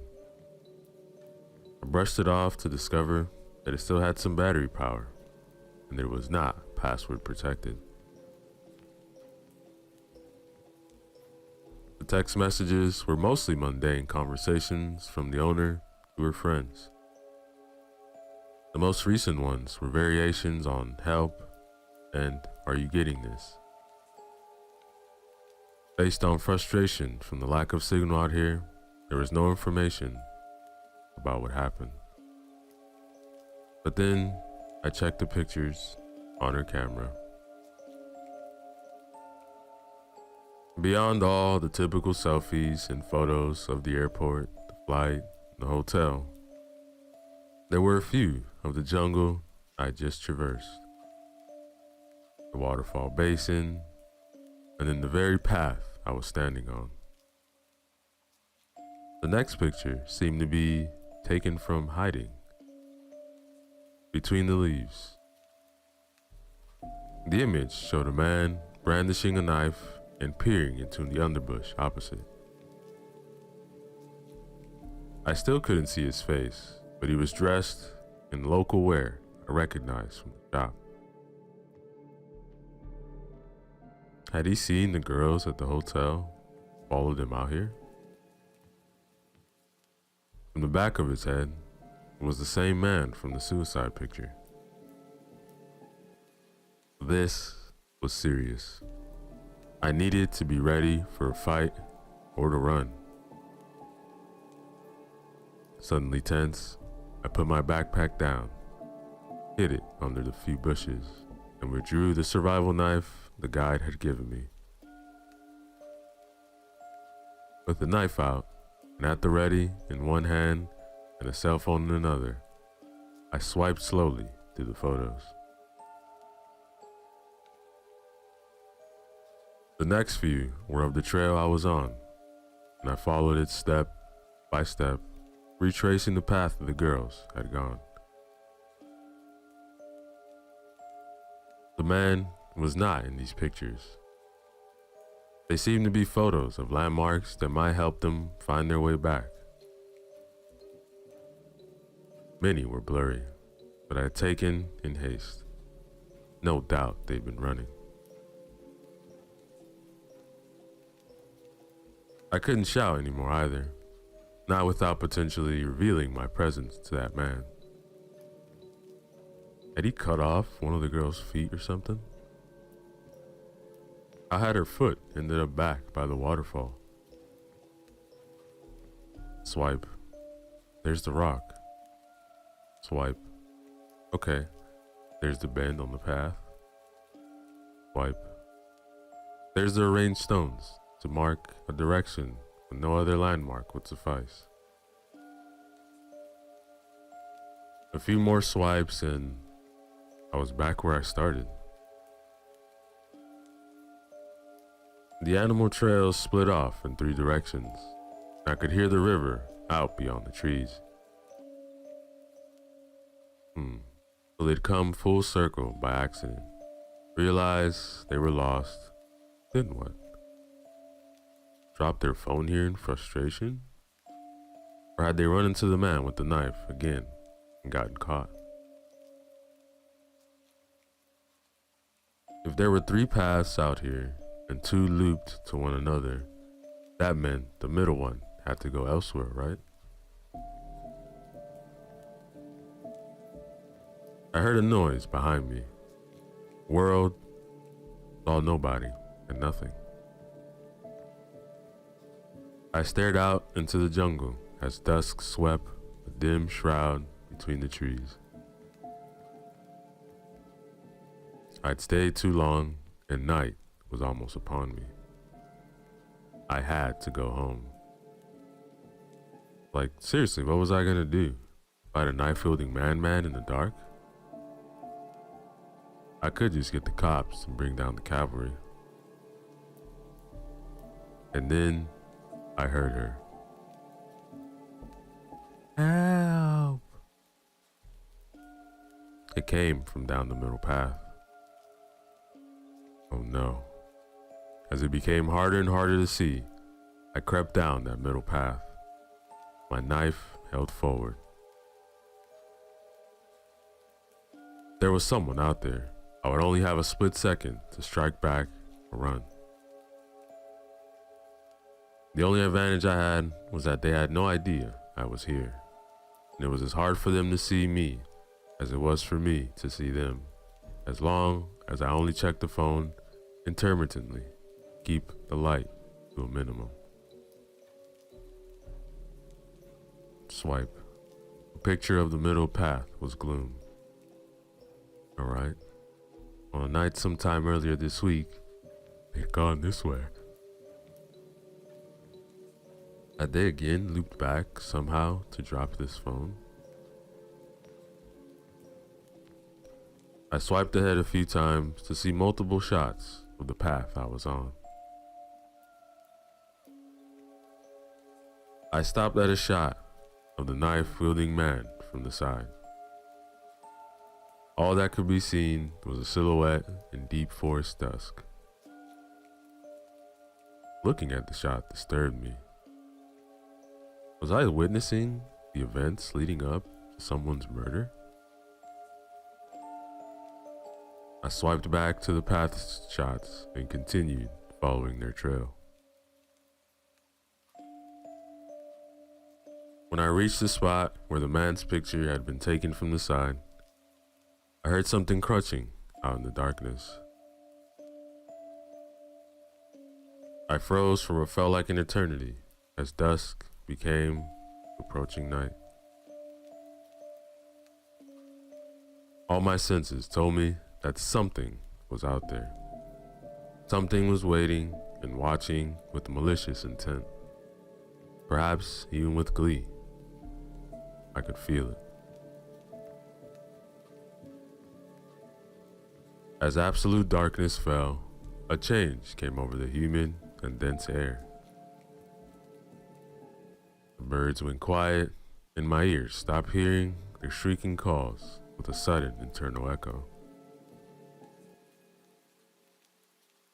I thought I'd gone deaf for a moment, where I could still hear my own breathing. Moving step by quiet step back down the path and behind a boulder, I got out the phone to light my way and check for their pictures. Help! I turned my head suddenly to try to get a bead on the scream in the absolute silence. It sounded closer somehow. Help! This time, it came from the opposite direction, a little bit further. Help! That one came from the right on the path ahead, exactly where I had been walking before the sensation of being watched had stopped me in my tracks. It was the same scream every single time. The same intonations, the same length, the same emotion. I swallowed down panic. That girl had died days ago, and someone or something was using her last scream to toy with me. It was insane to think so, but it was the only conclusion.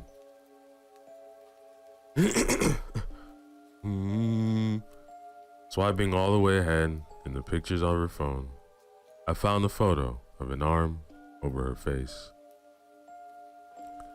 A man was wincing against the flash of the camera. As they used the flash as a weapon to blind them, I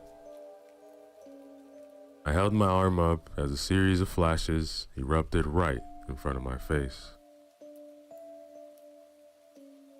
I couldn't choose a direction. I just ran. Somehow, someone or something had snuck right up in front of me, and somehow, no, it was impossible, but pushing down the trail, I ran in absolute terror until the same scream erupted a few feet ahead of me. Help! It was loud this time, painfully loud, and I sliced at empty darkness. The light from the phone showed nothing ahead, just unmoving leaves and fronds. I held the knife forward with no idea what I could even do with it, until a series of flashes went off right behind my head. Was it behind me? I ran for my life. Down the dirt, climb along the river canyon in the dark, led up the scree, and sprained my ankle. That's what I remember. Limp along the path I'd come down earlier that day. I'd lost my backpack and the map inside it. I thought I could remember, but the jungle transforms at night. All the landmarks I looked for were impossible to find in the darkness, and I knew something was out there hunting me. Obviously, because I'm writing this now, as I said, to get the poison out of my head. I made it out of there, but not for nearly a day. I spent that night crammed into a small rock hollow with stones piled up to the block, the entrance, and only enough space for my knife to stab out. All night long I hear, "Help! Help! Help!" from right outside my hollow. Help! Help! Laughter and random bits of conversation mimicking what the two girls had said to each other before danger had found them. It stalked and watched them for hours before night had fallen. A foot. That's all that was left. A foot severed by powerful jaws.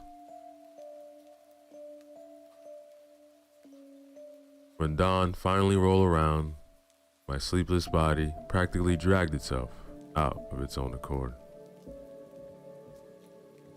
I don't fully remember what happened when I returned to the hotel, but they took care of me, and I did not tell them I found her cell phone. And you know what?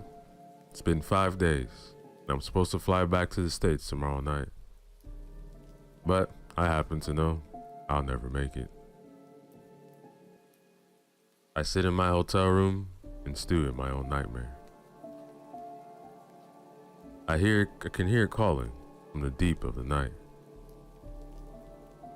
It's out there, mocking me still, waiting because it knows I can't escape. All of those pictures were taken before they ever happened. All part of the horror in the jungle, where time knows nothing of the strict structure of civilization. I only came out of here because of that last picture, the only one that hasn't come true yet. How messed up is that? So, I sit here clutching the photo I printed out with the last picture, and I drink. And I take pills to try to knock myself out before it comes for me. I'm not killing myself. I just don't want to be awake when it happens. It's creeping closer now. The cruelest part of this clock on the wall. I know the exact moment as it ticks closer and closer, second by second. Another swig, few more pills. It's slithering up around the bottom of the clock now. The bottom of the basin. The bottom of my heart. Numbing. He said it. I didn't listen. Jungle wasn't the right word. And he straight up said it. He told me directly. It eats people here. And that, ladies and gentlemen, is the end of our story. Yo, what is up, everybody? It's your boy Ceresco, back again. Another short horror story for you guys. This one is titled The Devouring Mirror, written by H.K. Reyes. Remember to use the links in the description below. Show love to the author. Like, comment, and subscribe. Oh, that one is very special, said the old man running the antique shop. Emily looked up from her phone to see a large Baroque mirror with a gilded frame of carved flowers. The late afternoon sunlight that shone through the storefront glittered over the frame, making the flowers appear to throb and writhe on the wall. The spotless circle of glass reflected Emily's body back to her. Wispy black hair, round pensive face, baggy blue sweatshirt, feathered bare jeans with holes near the pockets. Her nose twitched at how ridiculous she looked, encircled in flowers on this tacky thing. "Oh, it's perfect, isn't it, Em?" her mother said. Emily said nothing. She refreshed her feed on her phone and scrolled down to the picture she had posted some hours ago. A carefully edited selfie with her acne digitally removed and her cheeks and chin warped to appear slimmer. No likes and no comments still. "Oh, it'll look wonderful in your room. Brighten things up in there a bit. I've been trying to redecorate and improve the ambiance in there. You know how teenagers get, doom and gloom, even when they don't have anything serious to complain about." The old man's smile was warm, and his faintly yellow teeth gleamed behind his thin gray lips. Oh, I think the world can be a harsh place for a young person today. Oh, to hear this one tell it, you'd think she'd suffered as much as Mother Teresa. She tilted her head back and let out a high, rolling laugh. A laugh that Emily knew well. It meant that her mother was only kidding, and that anyone who took offense to her words was simply too sensitive. Emily's phone buzzed. A cute boy from her French class had left a comment on her photo. She swiped it open excitedly, but her shoulders slumped when she saw that it was just a pig emoji. You know, Smir has quite a history. Belonged to a wealthy Romanian gentleman in the 18th century who cherished it above all his possessions.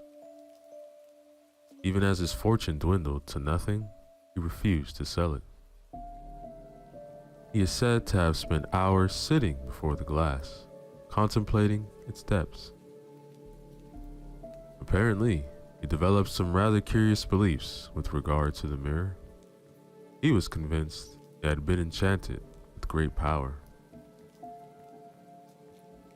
Emily smirked, and when she looked up from her phone, she saw the old man was entirely serious. According to his letters, he believed that he could see things within the mirror, more than simply his reflection. He was convinced the mirror could fulfill certain desires of his. The mother opened her purse. Well, no need to worry about that. Emily fulfills her desires enough as it is. She patted Emily's round belly, hidden in the folds of the sweatshirt. Emily swatted her away with an annoyed grunt. The mother laughed again and fished for her wallet in her purse. Emily moved away from the counter, her face flushed with anger and embarrassment. She turned to glare at the back of her mother's head, but an odd feeling of unease floated through her. Her gaze drifted toward the mirror. Her conscious mind grasped for an explanation as to why she felt so anxious all of a sudden. But all it could come up with was the absurd notion that whenever she looked away from the mirror, her reflection would look away just a bit more slowly, like it was trying to stare at her for a moment longer. Don't you think 2 servings is enough already, Em? Her mother called from down the hall. Emily pulled the door shut to her room and slumped into her creaking desk chair. She set down her dinner plate with a heavy glass clunk. She glared at herself in the ugly mirror that was now hanging over her desk. No, she thought to herself, not tonight. She opened her laptop and played a video, trying to ignore the cold, aching pressure gathering in her chest. 2 servings is enough. I'm not even hungry anymore. It should be enough, isn't it? She glared at the plate of uncooked spaghetti with its sticky coating of cold tomato sauce. Not even any good, she thought. Gross. I hate it. I don't want it. But the cold, oppressive pain pressed down on her chest, pressed until it seemed to suck the air right out of her lungs.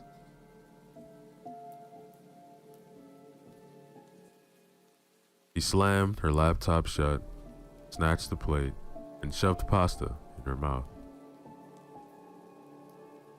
She tasted nothing, eating only for the temporary relief it brought from the pain.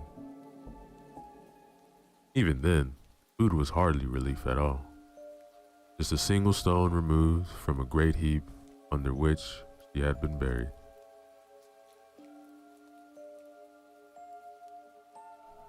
She set the bowl down and pressed her palms into her eyes. A few tears leaked out, but she held her breath, stifling the urge to sob. She didn't need her mother bursting in to lecture her on how good her life was. You're pathetic, she thought to herself. Pathetic and fat and ugly, awful. She lifted her head to say those words out loud. She saw that her reflection was smiling at her. She gasped. Terror flashed through her, and her legs became slabs of frozen iron. She couldn't move, couldn't scream.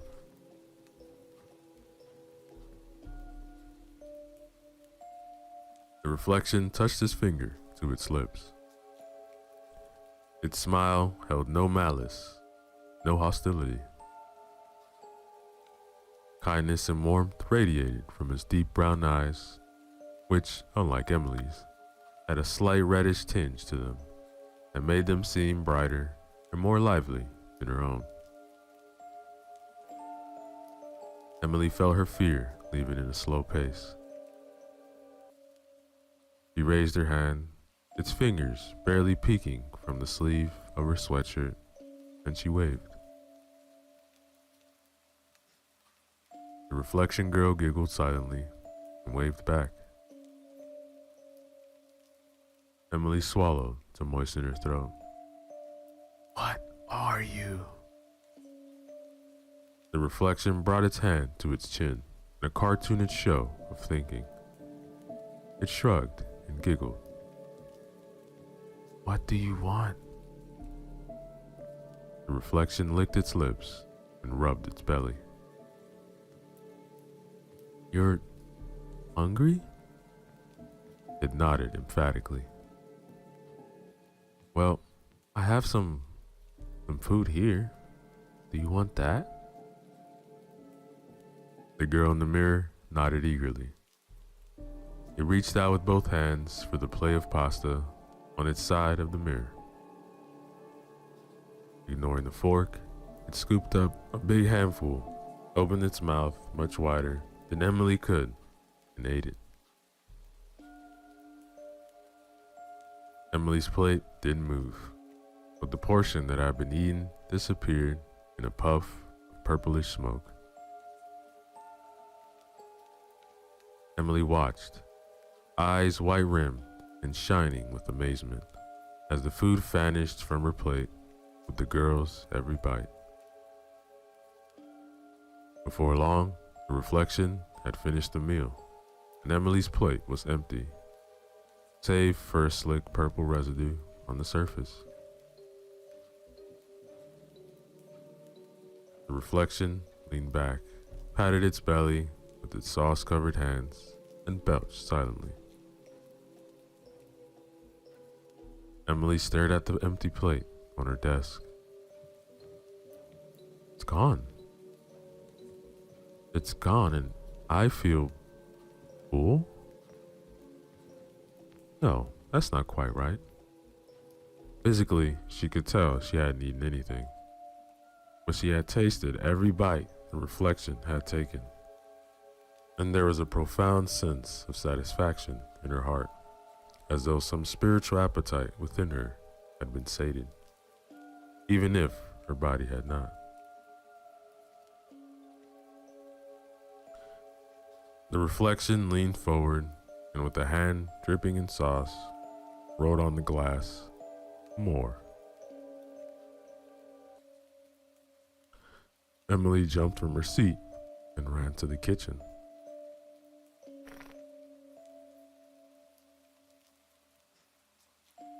Her mother called down the hallway.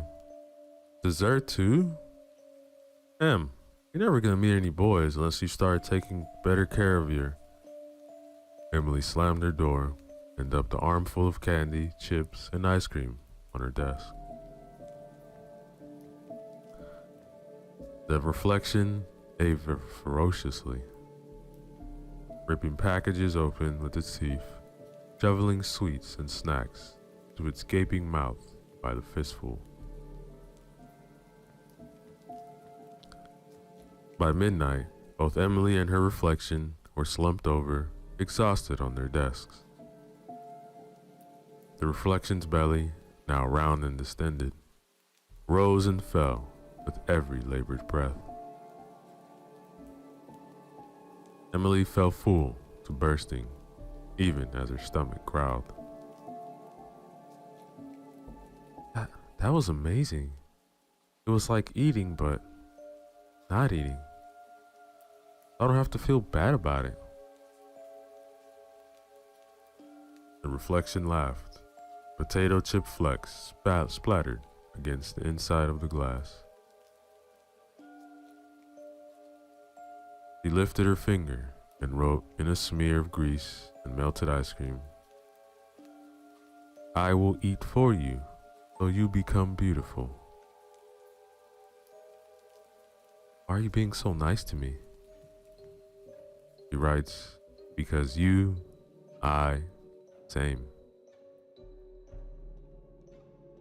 Emily slept soundly that night, feeling that life was about to become very different.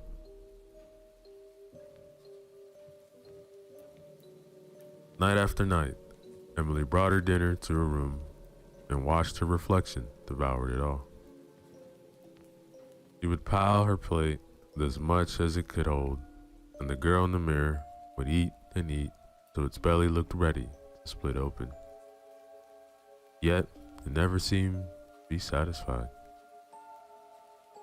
Every night, with a hand coated in sauce or grease, it would write in the mirror more. And every night, Emily would feed it again. No longer desiring food for herself, Emily began to lose weight. The roundness in her face pulled inward like a blueberry shriveling in the sun. Her waist shrank, her limbs became long, thin poles, and her fingers were as spindly as spider legs. Where she once dreaded stepping on the scale, now she looked forward to it as it was her favorite part of the day. She bought one for her room and placed it right in front of the mirror so she could track the dwindling number and celebrate milestones with her reflection. She ditched the hoodies and baggy t-shirts for slim dresses, fitted jeans, and crop tops. The boys who had ignored or mocked her since childhood began to take notice. They flirted with her, or tried to, in their clumsy and awkward way. She could sense how nervous they were when they spoke to her, how eager, yelping for her attention like puppies. She could sense the power she had over them, and she liked it. Not all the attention was pleasant. Some of the girls became rude and nasty, especially the ones whose boyfriends cast glances in her direction. They spread wild, obscene rumors. "That whore," they would say. "Do you hear what she did with Mr. Blackwell in the equipment room behind the gym? It's true, Stella saw everything." Sometimes the girls were so mean that Emily would race home to cry at her desk.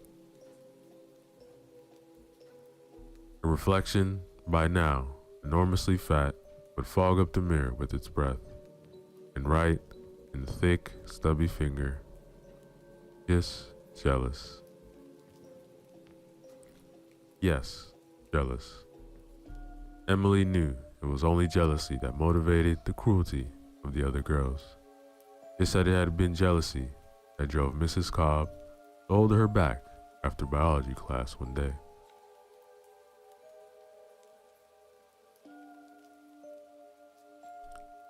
"I'm very concerned for your health," he had said. "Poor nutrition can have serious consequences for your body. Look, I want you to know that you're not alone, and I'm here to support you and help you find healthy ways to blah, blah, blah." Emily had rolled her eyes and walked out. Some nights, as the mirror girl was chomping down on its food, a pang of true hunger would strike Emily like a bullet. She would feel the urge to eat something real. But whenever she reached for a bite, the mirror girl would nip at its own finger, and Emily would feel it. Yes, she's right. She wouldn't let me make bad decisions. She is me, after all.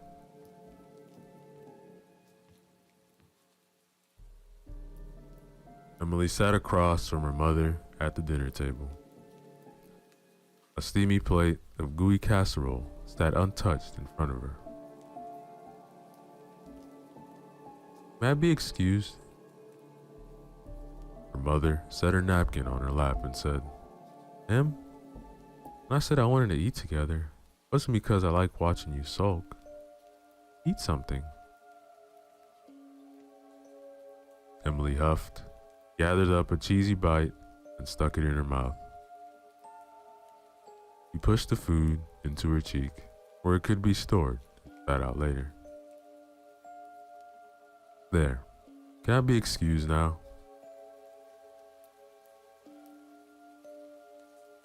Her mother set her fork on her plate and clasped her hands together. Your teacher phoned me today to express concerns for your health, as she put it. She said she's worried I haven't been feeding you enough. Do you have any idea how embarrassing that was for me? Emily pushed her plate away and took out her phone. No phones at the table, but Emily ignored her. Her feed was glittering with notifications for her latest photo, a selfie in a tight pink dress.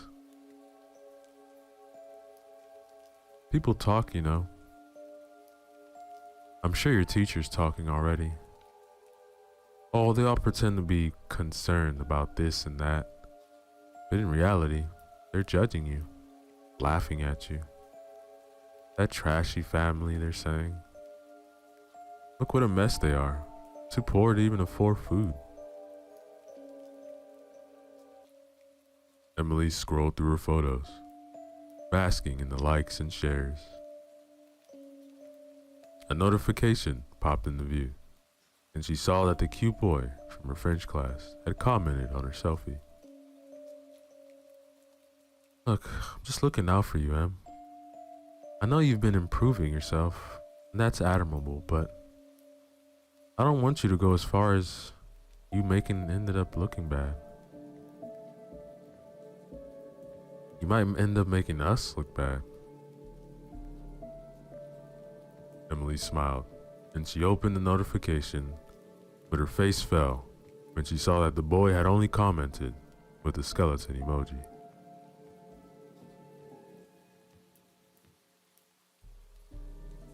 Look, I just want you to be happy, Em. Emily looked up at her mother's arrogant, pitying smile, and something in her cracked. Stop calling me Em.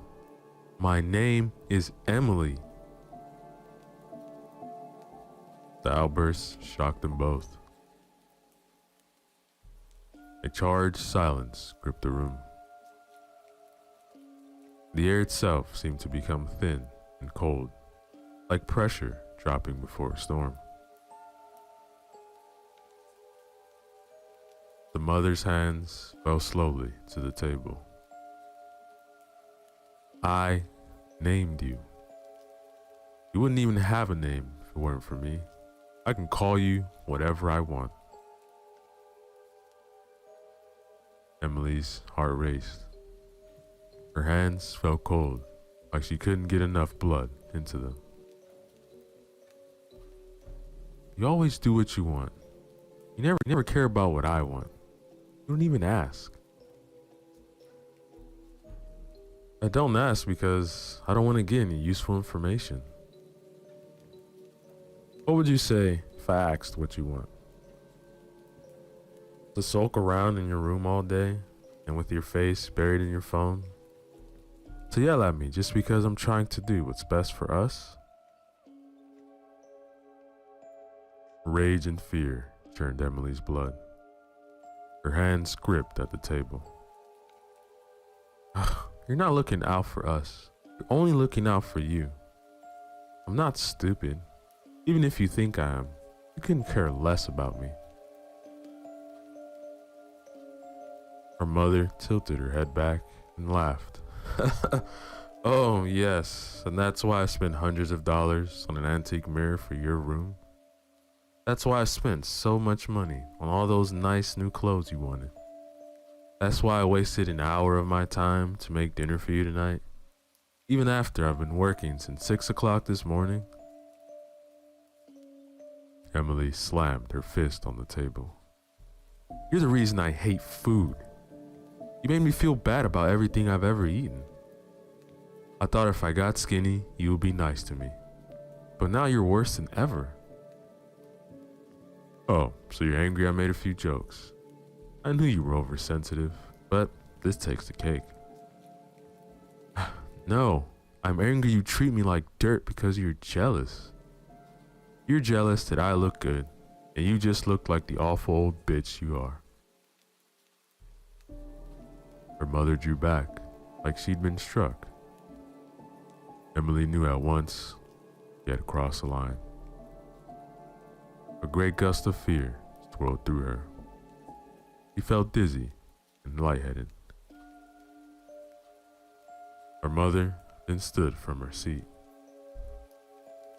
Why on earth would I be jealous of a miserable, sniveling little brat like you?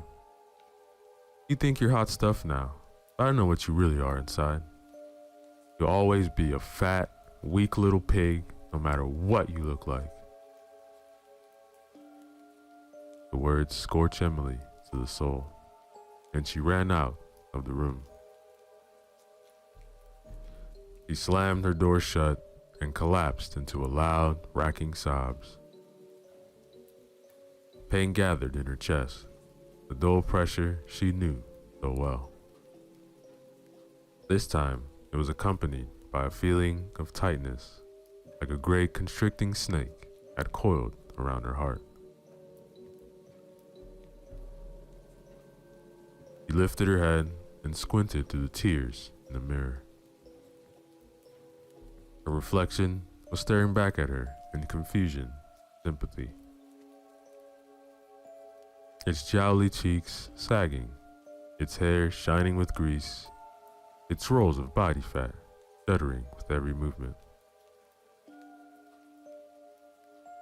This is really what I am, she thought. This is what I'll always be. The reflection wrote with its oily finger. What wrong? Just leave me alone. The girl kept writing. Her? Mother? She hates me. And she's right too. I'm disgusting. The reflection wrote, I can help. What could you do to help me? It wrote, hungry. I'm sorry, but I'm pretty sure dinner's ruined for tonight. The reflection shook its head. No, not usual dinner. What do you want then? A soft knock at the door startled her. Her mother's voice came through softly. Em, can we talk? Em turned toward the reflection to tell her to wait, but the words written on the glass stopped her cold. Hungry for meat. The door opened and the mother stood in the doorway. Daylight was fading quickly and shadow had pulled into the depressions around her eyes. Oh, Em, I'm very sorry. We sort of let things get out of hand there, didn't we? Emily stood up with difficulty. Her heart felt like it was sputtering in her chest, like a motor running out of fuel. She leaned against the desk for support and saw that something had changed in the reflection's face. No, not a face anymore. Not exactly. It was something else.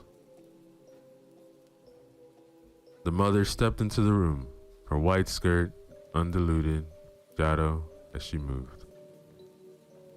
I shouldn't have said that just now. It was a terrible thing to say. I have no excuse. To be honest, I was just shocked by how much you sounded like me at your age. Emily gazed into the reflection's eyes. Eyes that no longer resembled her own. Eyes that became warm pools of crimson red above a grinning, toothed maw. And she understood. In fact, I'm pretty sure I said the same thing to your grandmother just before I left home. It's funny how these things work out. I'd swore I'd never be anything like her. I bet you told yourself the same thing. Truth washed over Emily like a cold, cleansing rain. Yes, she understood now. She had been hungry all her life, but not for food. No, she had eaten to ease the pain of living. All she had needed was one particular bite. You know, I tried to make things different for you. Got us a home so you would never know what it's like living out in a car. Bought us nice things so you wouldn't have to be embarrassed about bringing anyone over. It was all so obvious. Emily wondered how she had never seen it before. No matter, she knew what had to be done now. That was enough. She touched her hand to the mirror, and through the glass felt the reflection's scaly claw on the other side. Look, I tried to avoid the old trap, but it seems like I just found another way to fall into it. The mirror thing pulled away, and on its side of the glass crept up behind the mother. Its teeth glinted like broken glass as its lipless mouth pulled open. I guess what your grandmother just said before she died is true. You don't face your demons, you end up feeding them.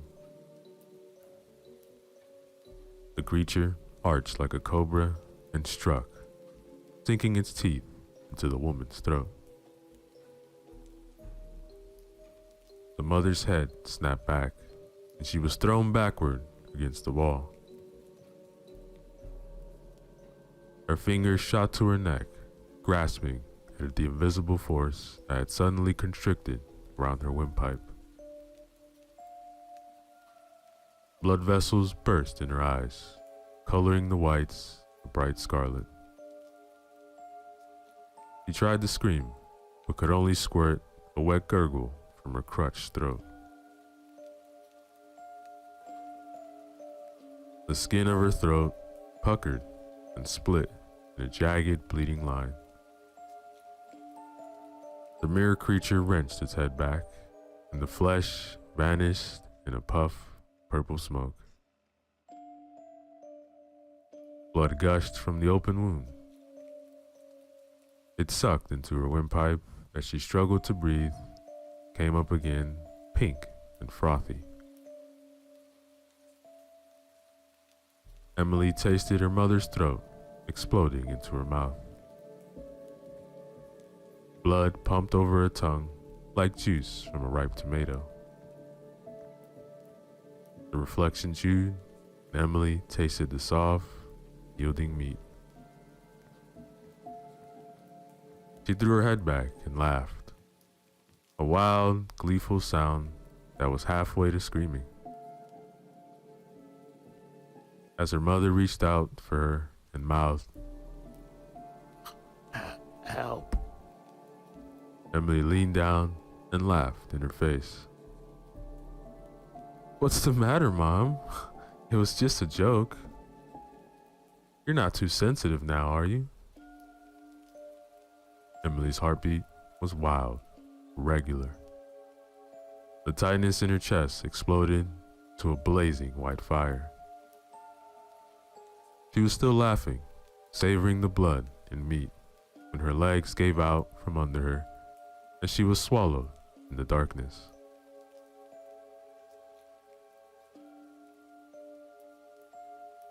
Later that night, the old man at the antique shop noticed with a mild surprise that the mirror had returned to its usual spot on the wall.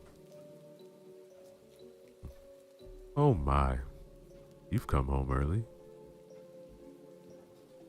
He placed both hands on the frame and leaned his face towards the glass, as though he were dunking his head to a barrel of black water. Oh, I see. Well, that woman was awful. Serves her right. Pity about the young girl, though.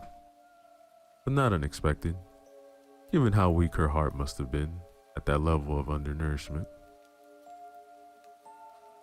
He let go of the mirror and shuffled back behind the shop counter.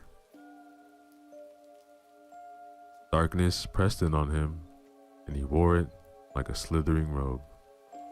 Not even moonlight touched him. Still, it seems that everyone got what they wanted. All in all, a successful sale, I'd say. No time to rest on our laurels, gentlemen. Another customer might arrive at any minute. His teeth were a pale yellow crescent as he sat behind his counter and smiled in the dark. That, ladies and gentlemen, is the end of our story. Yo, what is up, everybody? Your boy Ceresco back again with another short horror story for you guys. This one is titled Untold Tales of Horror, Now Told, written by Dale Thompson. Remember to use the links in the description below. Show love to the author, like, comment, and subscribe.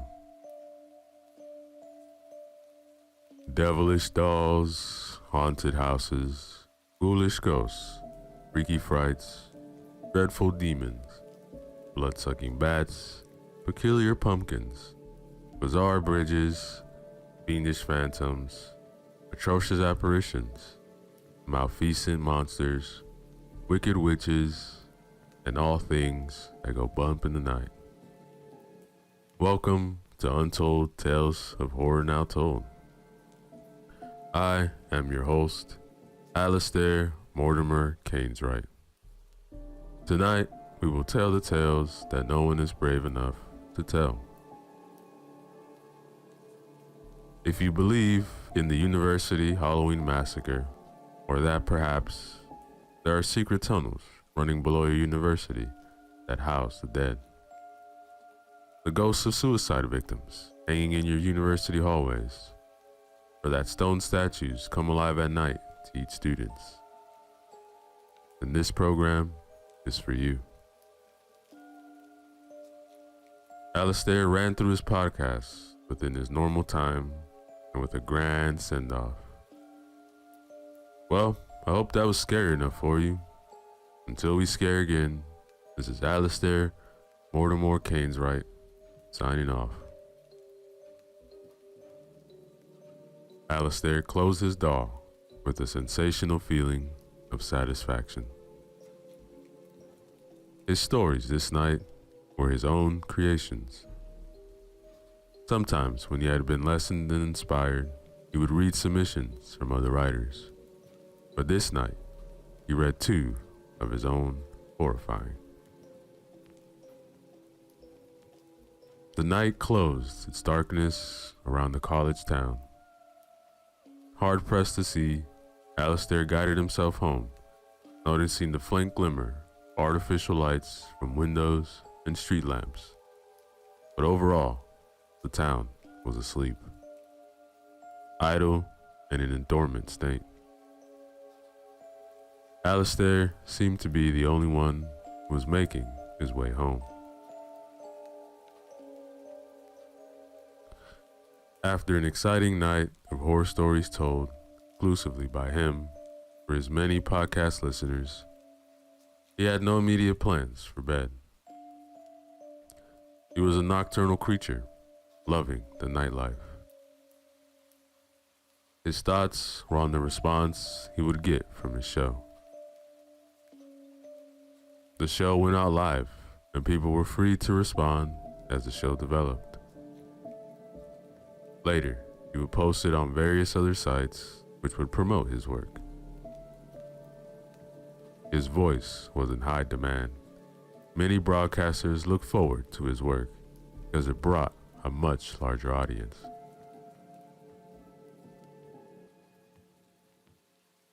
Alistair looked forward to reading his comments after the show.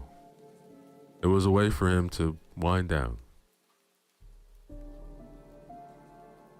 Once he reached his humble abode, which was nothing like his audience likely believed he lived in, he first scooped up his hairless Sphinx cat, Abaddon, and made his way to the kitchen. There, he heated some milk in a dish, poked his finger in to make sure the temperature was acceptable, and let his kitty go at it while he booted up his computer.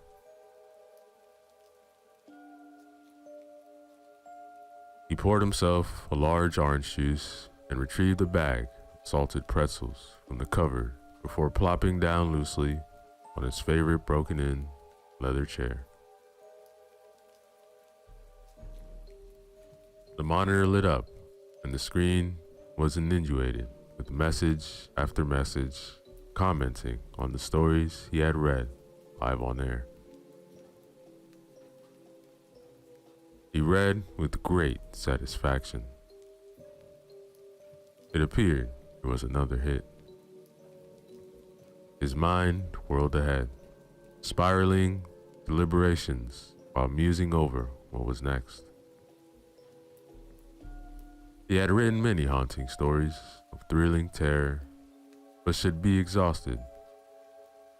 Did he exhaust them so quickly? He probably wouldn't read so many of his own in a row, so to string them out a while longer is probably the best idea. But one of the listeners were aware of Alistair. He was dying. The doctor gave him 6 months, and he had defied every prediction and was on 11 months plus. If he were honest, he had never felt better than right now. If he could freeze time, this would be the instance when he would make it stand still. He understood the odds were stacked against him. However, he was quite a fighter. He was the sort of guy that if you hit him and knocked down, you prayed he was out cold. Otherwise, he was going to get back up and give a real beating to you. Alistair read every comment and personally responded to his subscribers. A couple hours later, he and Abaddon settled off to bed. He was too exhausted for a second shower of the day. He would take care of the podcast stench in the morning. Sometimes in the night, he was awakened by a pinging sound. He could have sworn he had muted the sound on his computer, so he mustered the strength to get out of bed and mute the volume. He would not be able to bear the incessant sound all night. Soon as his head hit the pillow, he was out like a light. Bing! Again, his computer made a terrifically horrible sound. Mumbling to himself, he stormed to a computer like a drug zombie who had lost his cool. Not playing around this time, he muted the volume again and took the computer to the kitchen, far from his bedroom. Hopefully, he would not be disturbed again. Returning to his bedroom, he brushed Abaddon off his pillow and crashed into the bed with a thud. Abaddon was not bothered. He purred quietly in some feline dream world.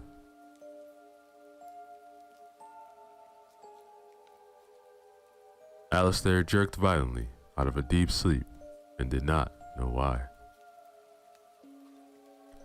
His brain was scrambled, but he quickly gathered his senses.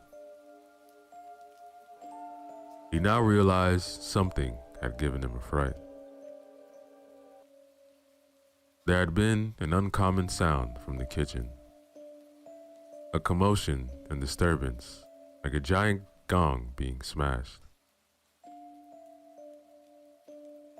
Logically, he imagined the pan was unbalanced and slipped off into the sink or into the floor. He hoped, if it was the floor, that the tiles were not chipped or cracked. Staggering through the dimly lit hallway to the kitchen, trying to avoid stepping on Abaddon, who was dodging under his heels. In the dark, he stepped on one of the assorted cat toys lying around. It just so happened that it was a hard toy with the prongs which stick out. It didn't hurt as bad as a Lego, but it still smarted. He threw out a sleepily expletive and motored on towards the kitchen. Alistair flipped on the light. The kitchen looked normal. He saw nothing out of place. Wait. Its kitchen door, leading to the back door garden, was a tiny bit cracked. It was minuscule, hardly noticeable, yet he detected it. A chill raced down his spine. He was overflowing with anticipation and consequential excitement. Somewhat afraid, Alistair made a quick scan of the kitchen to ensure he was positively alone. If anybody or anything had entered the house, they would not have made it any further in the kitchen. He assured himself. Going to the door, his ears were perked for any noises. Slowly, he opened the door wider and turned on the backyard light. It was a powerful light that lit his narrow yard and shone as far as his rear gate, which led out into the main street. 6-foot hedges ran down the sides of his yard, thick and impenetrable. But there, impressed in the grass from the gate to the kitchen door, there was one set of footprints in the dew-covered grass. The footprints led to the door, but there was no evidence of them returning to the rear gate. How odd. Barefoot and only in boxers and a t-shirt, he opted not to check the gate just yet. He closed and locked the door. Still spooked and nervy about the door, he opted to get dressed, put on his shoes, which were in the bedroom, and investigate the backyard a little closer and with more scrutiny.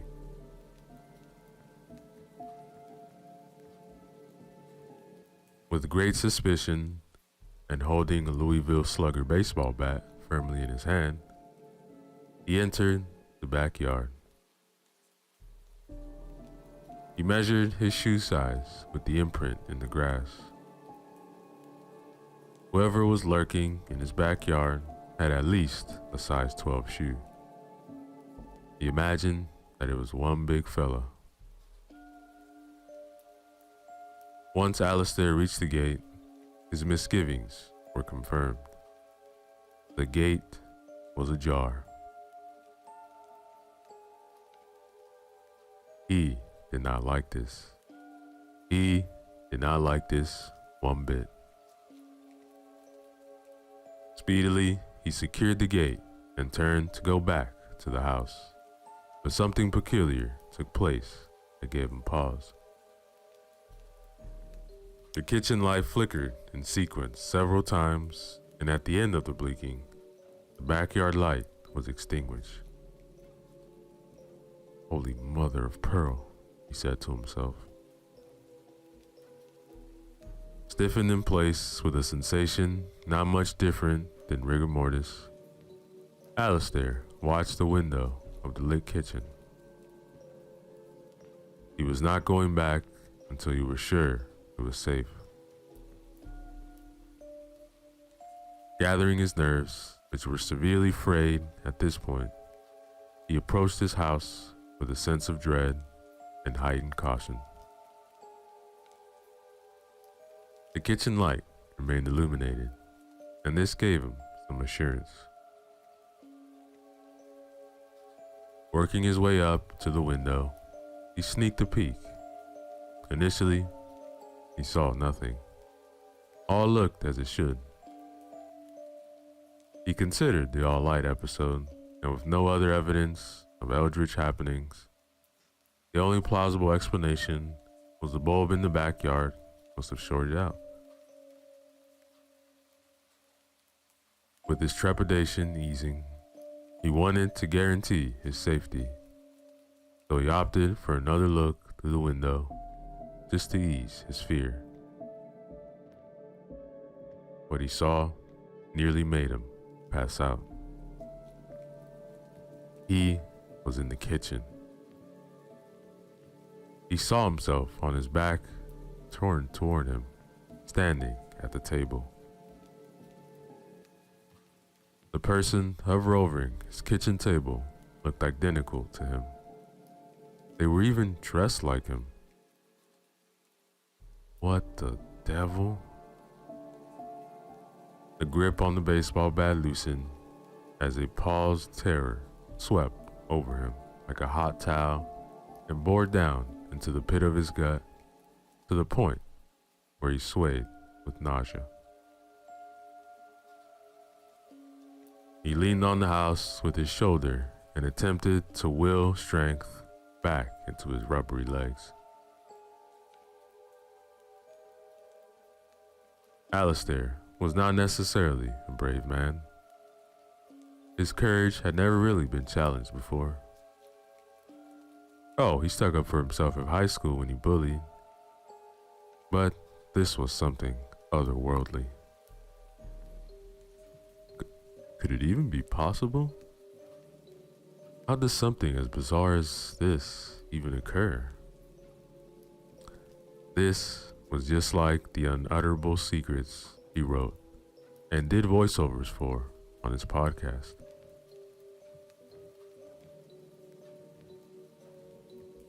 He had to be imagining things. Of course, he attempted to dissuade himself. Maybe he was dreaming still. A rational answer would come to him. He knew it, but nothing came.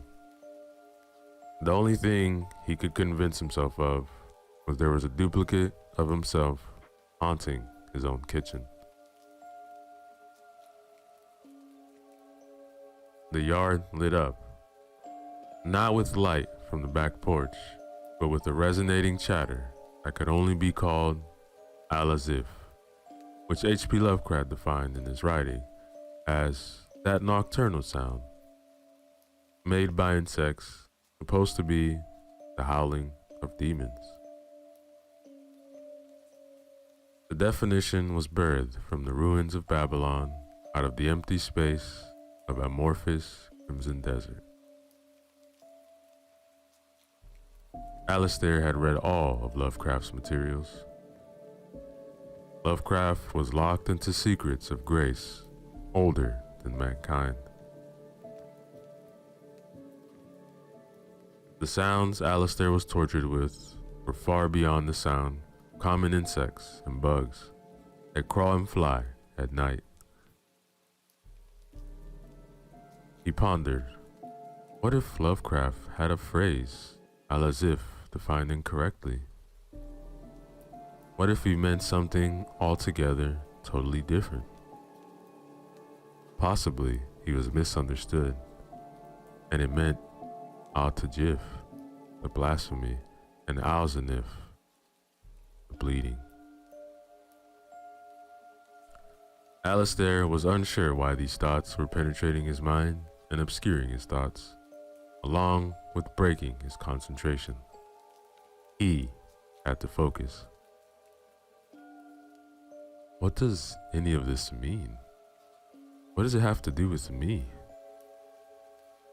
He forced himself to premise his thoughts, and once he had control of them and built up the boldness, he concluded that the kitchen and the unwanted occupant warranted another glance. With waning audacity, he took a glint inside the kitchen. Seeing no one, he slowly raised and surveyed everything in view. He held his lookout position for at least 60 seconds until he was confident the coast was clear. This is when he let out a sigh of relief, and his anxiety began to settle back to his comfort zone. With his equilibrium restored, it was time he took his chances. With his mind free from exile, he walked in through the back door into the kitchen and took notice of a manuscript on the table. It did not appear overly thick, but there were several pages. He tightened his grip once again on the handle of the bat near the knob end. With his free hand still eyeing the doorway from the kitchen into his hallway, he dragged the manuscript closer to him. He had to sit down. His adrenaline had depleted. The manuscript was possibly animal skin and had a note attached to it. I am you, and you are me. There is only one way to be free. Read this work on your show. We must let the whole world know.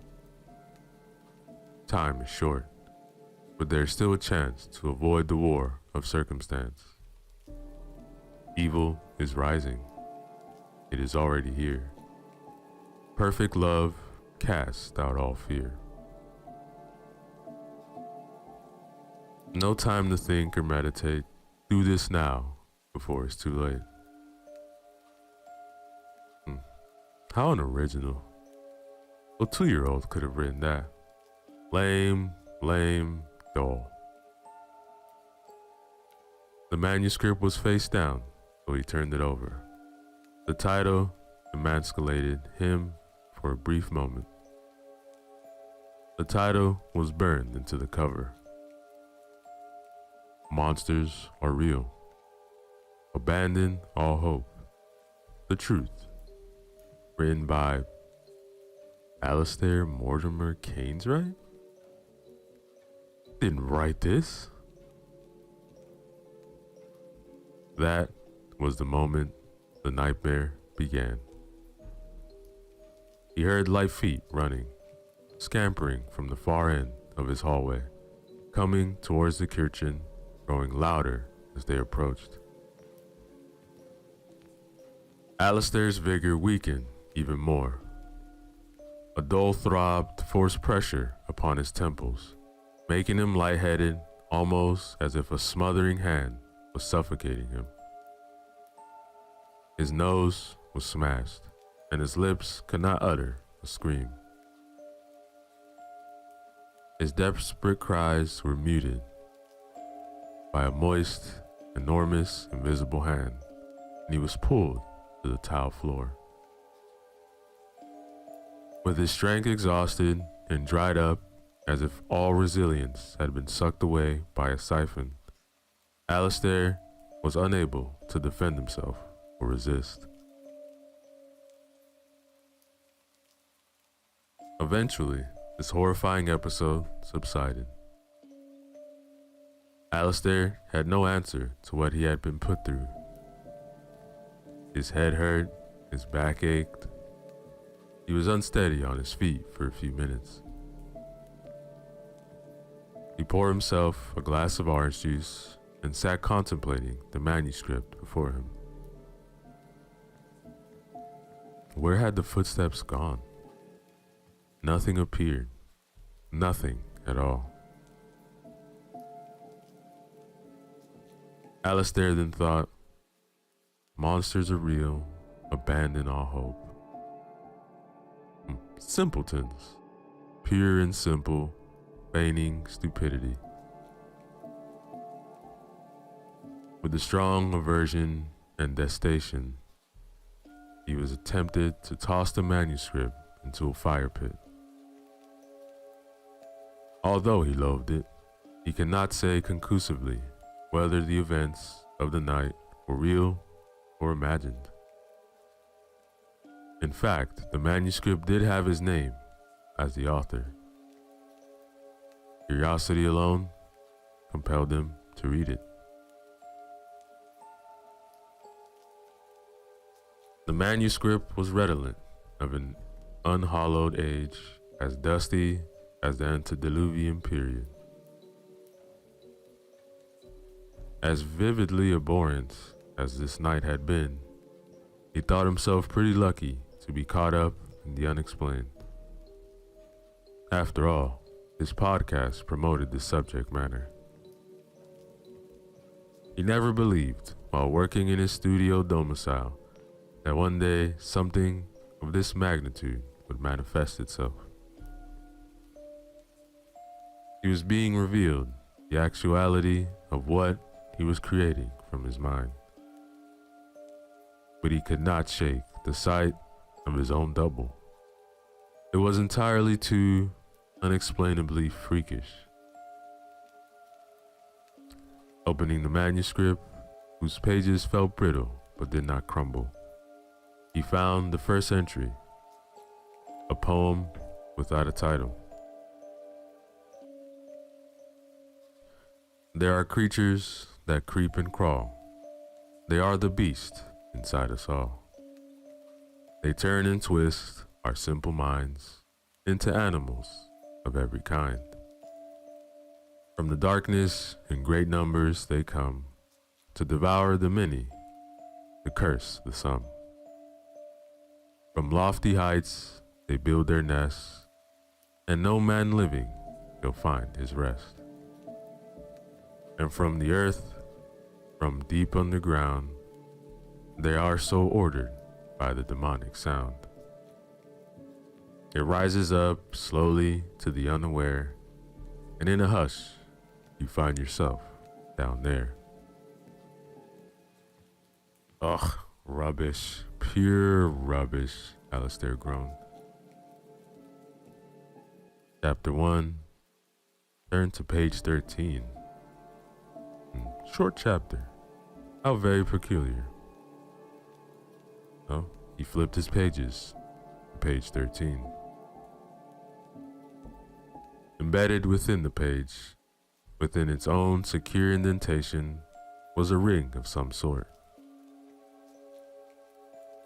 The only words on the page in heavy black ink read, "Put the ring on your finger." "I will do no such thing," he protested, and closed the manuscript.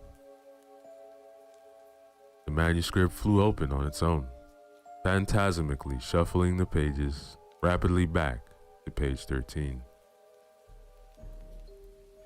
The color of the words on page 13 now had chromatically changed from black to red. Ludicrous, he denounced, and slid his chair away from the table. He stood at the table, looking down, his back to the window. Tap, tap, tap. The sound was behind him. Unwittingly, he turned his head to see what might be making the sound. To his transfixed horror and surprise, he saw himself in the window, looking in. A cold sweat ate at his chest and clawed his forehead. How could this be? The him that was outside was shouting something indistinguishable. Alistair tried to understand, to read his lips, but he could not interpret what his other self was conveying. Although reeling in tacit horror, he knew there was only one way to get answers. He raced across the kitchen, stormed through the back door, and had every intention of nabbing this lookalike. But his twin was not at the window any longer. It defied all reasonability. How could he have gone so quickly? Even more puzzling was when Alistair, who was now outside, looked in through the window and saw himself standing at the table where he just had stood. That's impossible. Absolutely illogical. No way. His twin was doing something. Alistair craned his neck to see. The twin put the ring on his finger, and in an instant, he was gone, vanished away. Alistair darted back into the kitchen. His twin was gone, but the manuscript remained, turned to page 13. But the red letters were no longer red. The letters were charred into the page of the book as it delicately burned into a match. The ring was still lodged in the page. He fought against the temptation, but gave in and removed the ring from the page. He examined it, looked it over, and found an inscription which read, Isaiah 56:9. Every beast of the field come to devour every beast in the forest. Alistair remained mystified. With much hesitation, but compelled by a force too strong to resist, he placed the ring on his finger. As the ring slipped tightly around his finger, he spun around toward the window. His twin was there again. He was smiling and holding up his hand to show Alistair he too had placed the ring on his finger. He became instantly light on his feet, and everything in the kitchen became transparent with a translucent radiance. Seconds later, the house was gone from around him. Everything had disappeared. Unable to make any determination of what had occurred, he considered his ominous situation carefully.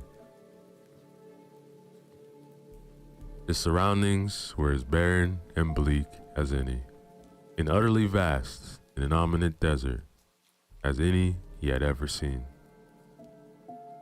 There was nothing nor no one for as far as the eye could see. The immemorial air was inexplicable at first. He choked, but after a couple of hard swallows, his throat adjusted. His next thought was to remove the ring, and hopefully this would return him home. Well, no matter how he twisted and tugged on it, the ring was truly stuck. Ah, this is great. He didn't even have his baseball bat. It must have not had the teleportation or whatever it was that just had transpired. But the manuscript lay at his feet. Ah, brilliant. He then turned to page 13, where it should have been, but there was no longer a page 13. Well, shit, this just keeps getting better. One more scan of the colossal, tenorific surroundings proved futile. Carrying the manuscript under his arm, half afraid to read any more, he began to walk in the way his feet were pointed. He figured since he had no compass and there was no sun, moon, or stars, he had 1 in 4 choices. He was going in the direction that was correct. There was no road, no path, no footprints, no signs, not a single tree or landmark. Truthfully, he could walk 100 miles on this flat plateau, might just be walking in circles. Alistair did not want to languish forever in this faceless realm. He estimated he had been walking for close to 30 minutes when in the very far distance he saw a blurb. There was something ahead that resembled a smudge on the landscape, and the smudge appeared to be coming toward him. Without realistic options, he continued his approach. As the two drew closer to one another, Alistair recognized the person. It was that scoundrel that had been in his kitchen. His twin. Alright, now for some answers. The two men mirrored one another. The twin looked behind them and began to run. To Alistair, it looked like a panic run. Alistair then had the presence of mind to take the hint. He glanced over his shoulder, only to see his worst nightmare. Giant, black, hairy-legged spiders were gaining on him. This arachnid cluster had to be in the thousands, and each spider as big as a grown man. The land behind him had turned dark, and the spiders were consistently and uniformly converging to his position.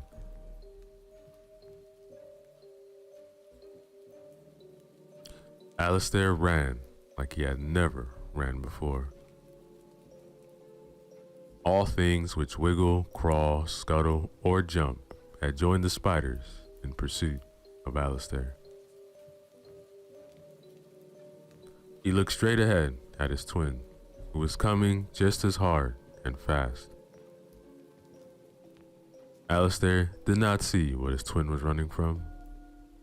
He detected nothing alarming within his field of vision, motivating him to run. Outside of reason and causation, overhead the sky lit up with lightning streaking across the sky in zigzags. Then the lightning strikes began. Alistair felt like a moving target. Because the terrain was so level, neither of the two saw the enormous crevice between them. They made eye contact right before both plunged to the unknown. When Alistair hit the water below, he flailed wildly, not expecting the cold explosion his body felt as it submerged. Miraculously, he bobbed back to the surface and splashed exhaustedly to the shore. But the shore was no place to be. The sands were alive with devilish creatures beneath the surface whose slimy tentacles emerge to wrap their suckers around them.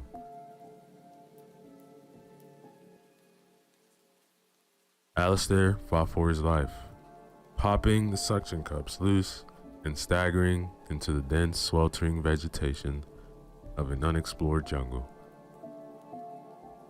There was no retreating. He could not begin to determine what hemisphere he was in. For all he knew, he could be anywhere in the world or outside of it. He was immediately accosted by living vines and aerating roots which sprung from the ground in crisscross patterns, over and under in knots, causing treacherous footfalls. His feet were being poked, prodded, groped, and grabbed at. He found it most difficult to battle all the elements, taking high steps and shaking loose his impediments. He wondered what happened to his twin. Did he drown, succumb to the jungle? He cannot disregard the feeling of ineptitude. He should have tried to save him. Matter of fact, he never actually saw him fall. He only remembered looking into his own eyes. Where was the manuscript? Damn, he had lost that too. The jungle humidity slowly drained Alistair as he traversed to the unknown.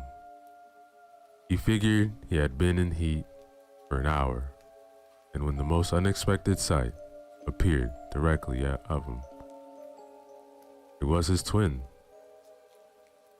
Not knowing what to say, Alistair said the first thing that came to his mind.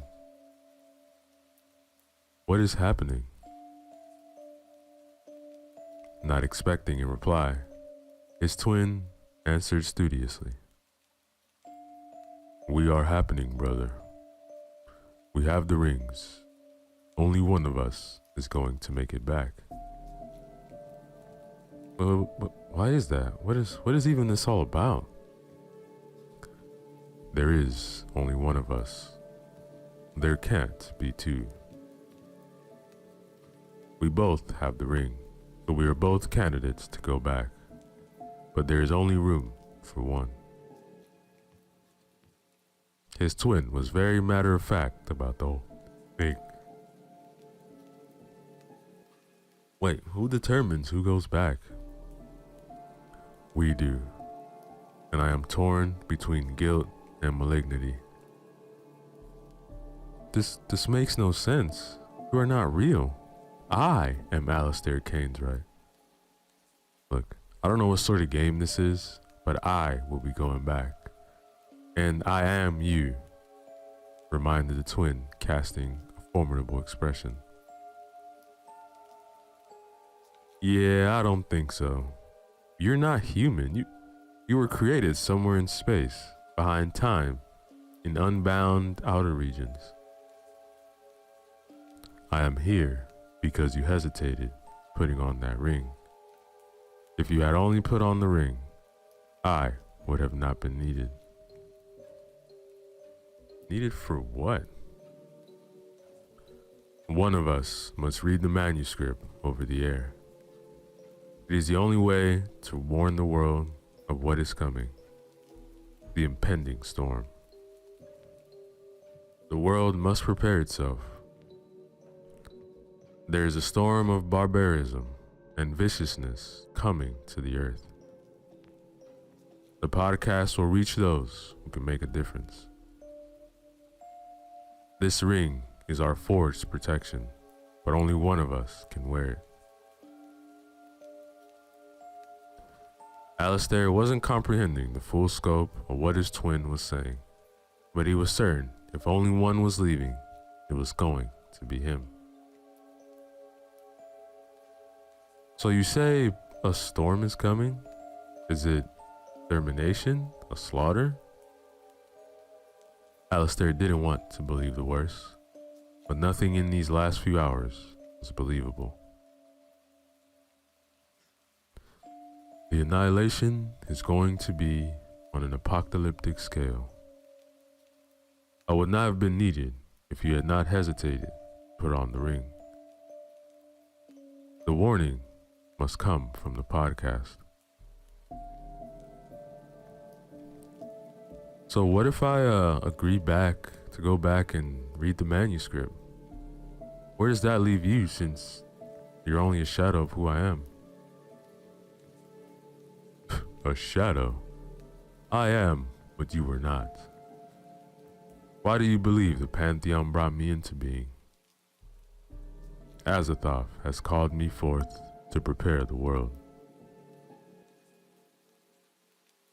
You are speaking of an abomination.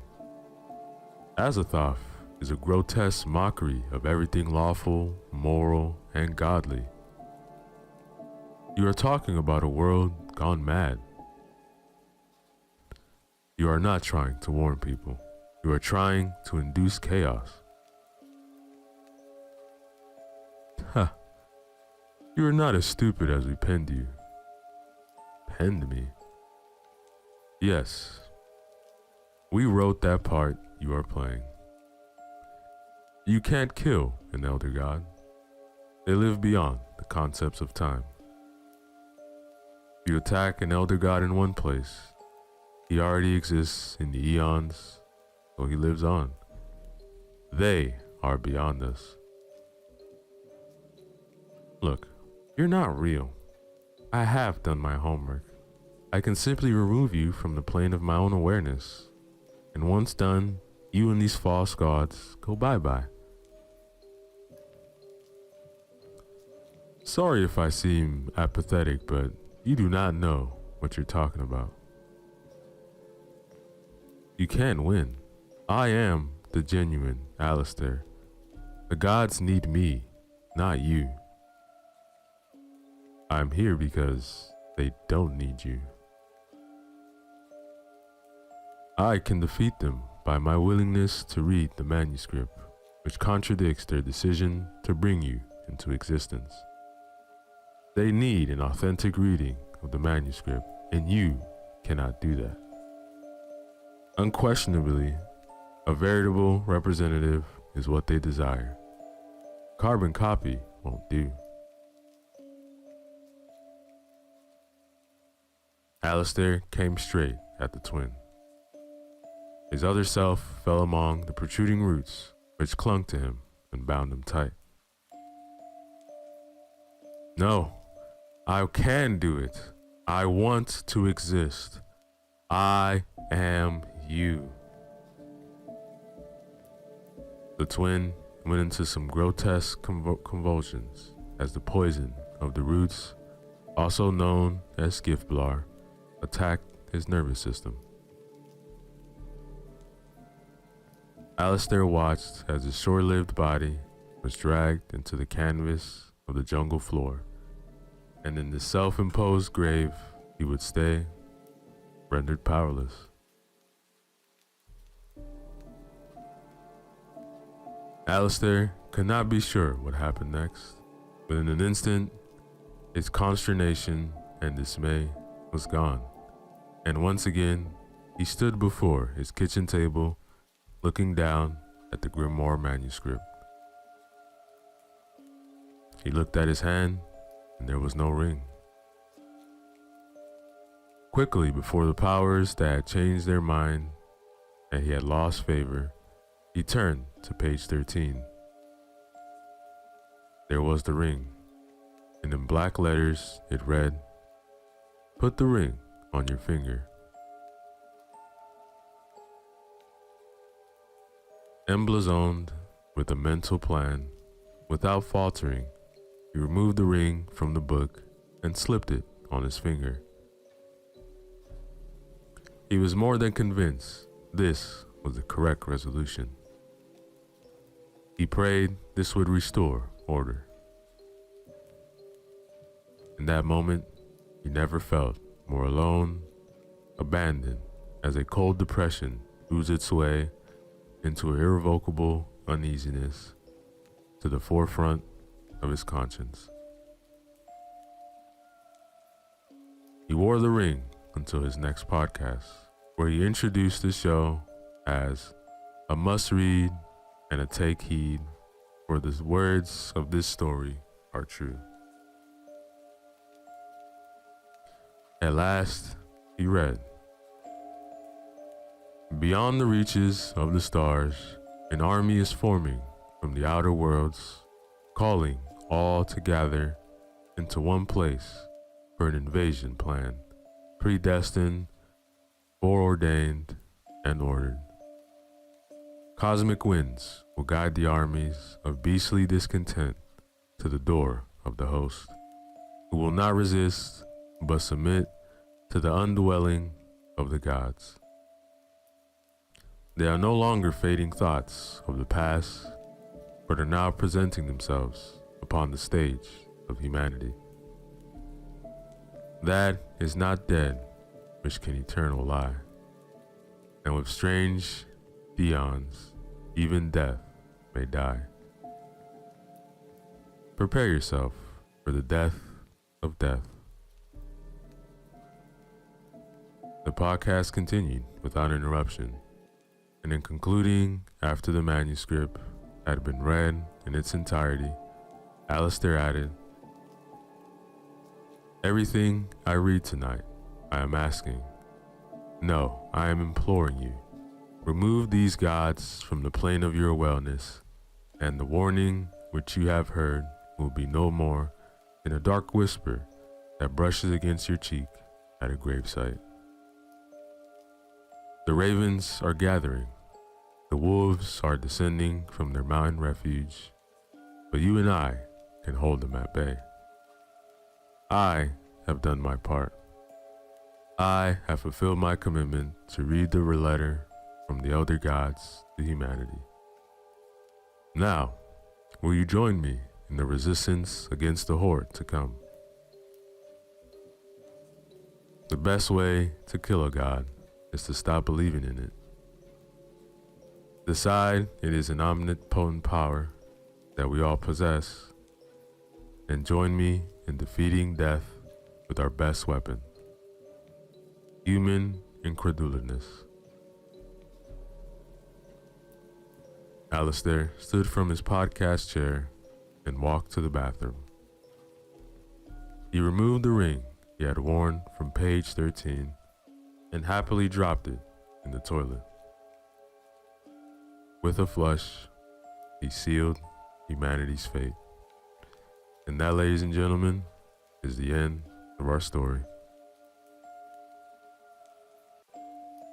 Yo, what is up, everybody? It's your boy Ceresco, back again with another short horror story for you guys, written by Old School Horror. Remember to use the links in the description below.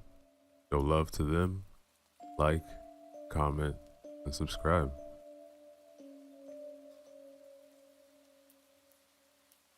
I don't know who will believe me, but I don't care anymore. This thing had been eating at me for decades, and I must tell it before I die. I feel death coming closer and closer. Or if it's not death, I'm afraid it's something way worse. I've told no one about the events which happened in 1963, not even my husband. I know there should be no secrets between husband and wife, but I haven't told them anything because I was afraid he will say I'm crazy. He used to be way too pragmatic. Fortunately, a few years after the events, I moved from Indonesia to Australia, but it did nothing to help me forget. The nightmares were relentless and still are. I've chosen to record it instead of writing it down. Arthritis got to me really badly over the last few years. I'm way too tired even for a simple act of writing. So, here it goes. Back then, I was about 17 years old. I lived with my family in the Paku village, in the Tana Taraja area, close to Lake Poso. It was a wonderful place. Bamboo forests and rice fields covered extensive areas of hills and valleys. And the people were simple, helpful, and respectful. They were avid keepers of our traditions, family values. I don't know how things might have changed. I haven't been back for a long time. I lived with my mother, Atara, my father, Saito, my brother, Jabir, and my sister, Naka. My parents had another child, a boy named Angono, but he died when he was 7. He drowned in Lake Poso, and since then, my mother had never been the same person. She was the only one with him on the fatal day. He was busy collecting fruit and didn't see Angono going in the lake. He drowned under her helpless eyes. Several times a year, she went to visit the site where Angono had been placed. Not buried, because our people placed their dead on hillside graves, named lemos. My father, seeing that she was relentless, had built her a small hut near the place so she could be close to him whenever she visited. He usually left for a few days. Despite my father's insistence, he always went alone and brought provisions with her from home.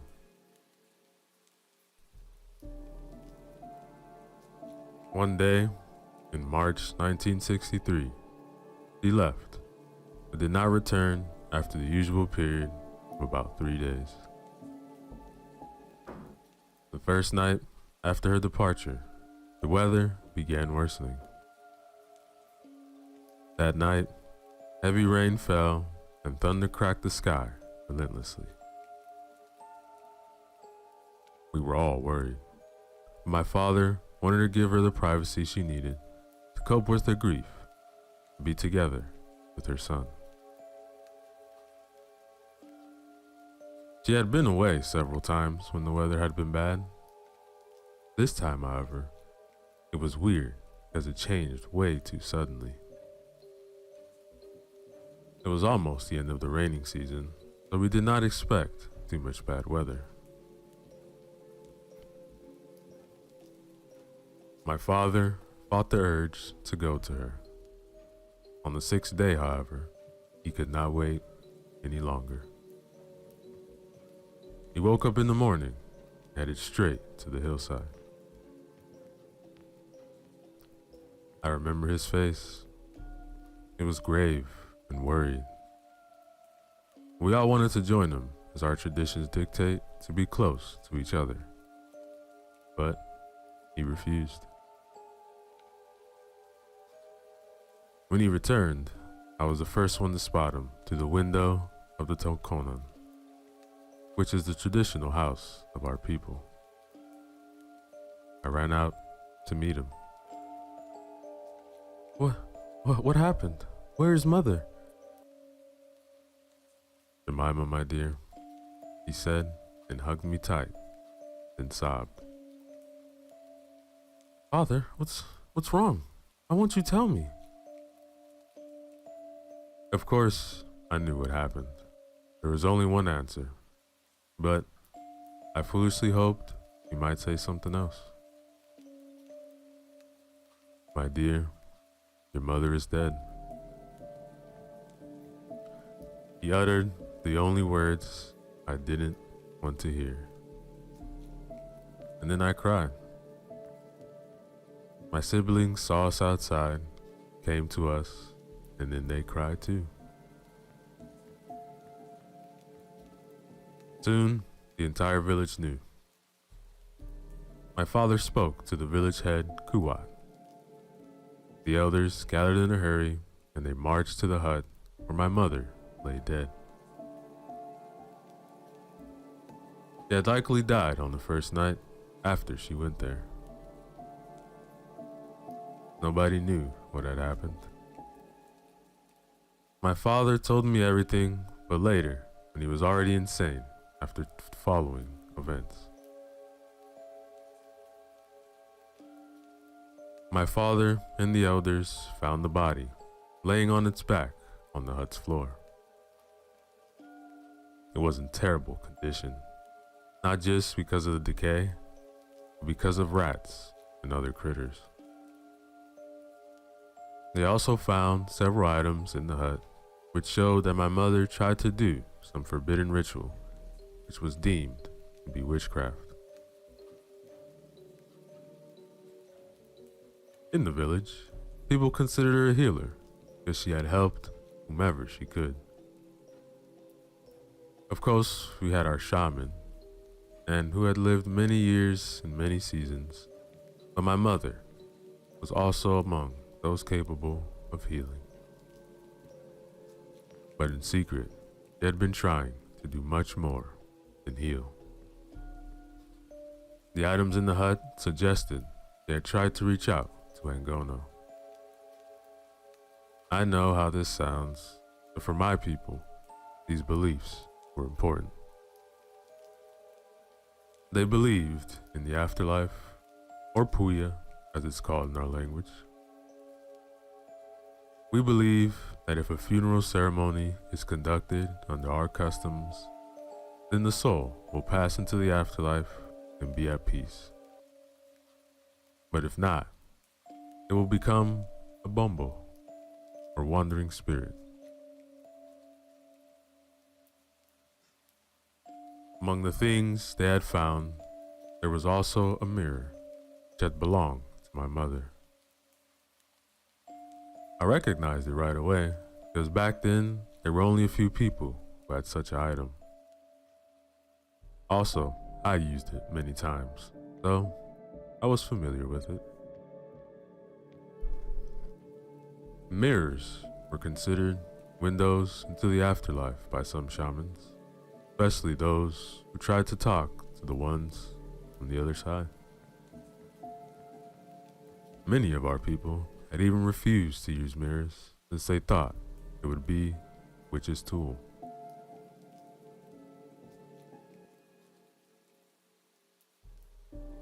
The mirror and other items had been brought back to the village, and the shaman looked at them closely. When he saw the mirror, his face became pale. I was there to witness it. My other siblings were too young, so my father forbade them to witness serious matters such as this. "What's wrong, Slamet?" Father asked. "It is what I feared." Tara performed a papugian to talk to her dead son. "Look here." Papugian was forbidden witchcraft in our language. He pointed to the mirror. My father's face dropped. I felt goosebumps all over my body when I saw it. A face was visible on the glass, like a faint breath on a window. A pale and childlike figure was staring back at us with empty eyes. The shaman tried to wipe it away, but it didn't work. On the backside, the mirror was painted black. There was no explanation. Her grief had been too hard to bear, but she shouldn't have done this, Slamet said. Oh no. Ongono has passed into Puya. The ritual of Rambu Solok had been completed. She knew it's not right to disturb those who had passed. Is that why she had died? I don't know. I think she died of fright, but we will never know. Maybe the ritual had upset the spirits of the ancestors, and they had struck her dead. Ah, my dear Tara, how will she pass now into Puya? I don't know. We must do the Rambu Salak with as much faith as we can. We must pray for forgiveness and hope we will peace and please the ancestors. If not, the consequences will be grave. Her spirits will become vengeful, damned to forever haunt the living. Only a twisted, corrupted version by hate and suffering. Her grief had poisoned her spirit, my father said. Yes, but there is still hope, if the ancestors are kind enough. I saw tears on my father's cheeks. Of course, I understood his grief, but I did not understand the part about the afterlife and the fact that Rambu Salak, or funeral, had to be done right. Of course, everything became painfully clear later, but at that point, I did not know. They placed my mother's body in the northern area of the house called Alang Banua on an altar. This area was the most sacred part of every house. Then, the preparations began. The body had to be prepared for the funeral ceremony. This consisted of washing it with oils and herbs to try to preserve it. The use of formaldehyde was not yet common in this area. Also, given the state of the body, they had to wrap it in cloth to prevent pieces from falling off.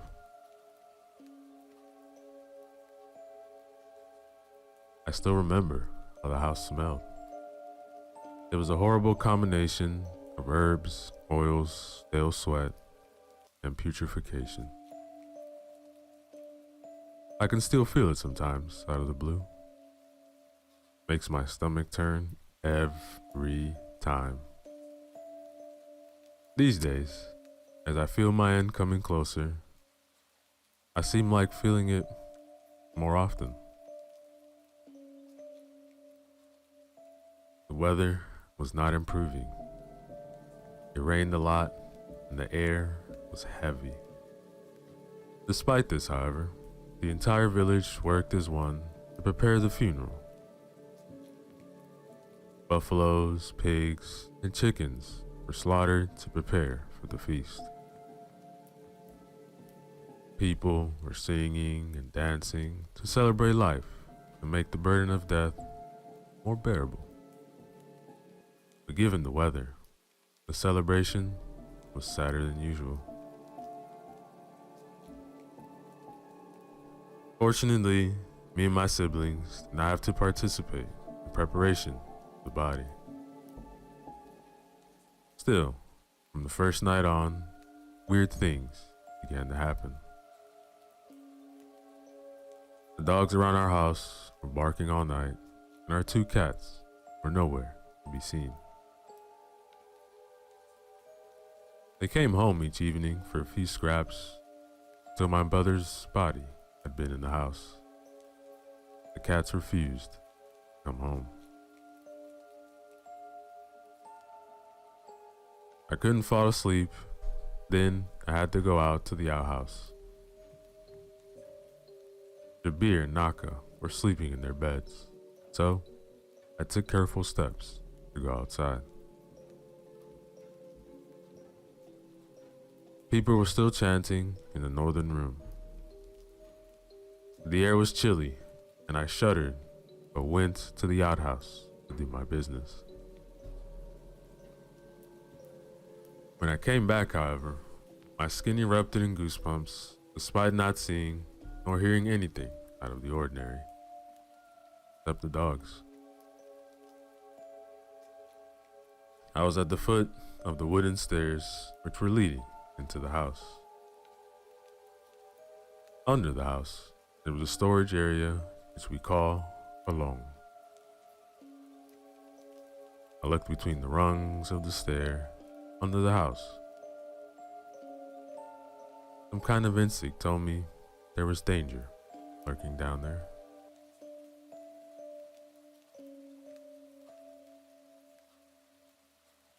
Then, behind some wooden crates, I saw a black shape. It was pretty dark under the house, but given that there was light coming from the other nearby houses, it was not completely dark. I froze for a few seconds as I tried to figure out what it was when it slid behind the crates with one smooth move and without sound. My feet instantly jerked and pushed me up to the house, while I imagined some icy hands grabbing my ankle and dragging me down into darkness. I ran to my bed and lay there motionless, watching the doorway. Nothing came in all night, but of course, I didn't sleep a minute. I thought about telling my father about the black shape. I didn't want to upset him more, so I chose not to. By the next night, they finished the coffin. Several men had been working on it to make it as ornate as possible, but also to finish quickly. My father could not bear the sight of my mother's body in the shape it was in. He also considered himself guilty, so each look he gave my mother's body bore a small piece out of him. In the meantime, people were busy preparing the bamboo scaffolding which was used to carry the coffin to the burial site. Slamet, the shaman, was there to make sure everything was exactly as the Torosian traditions dictated.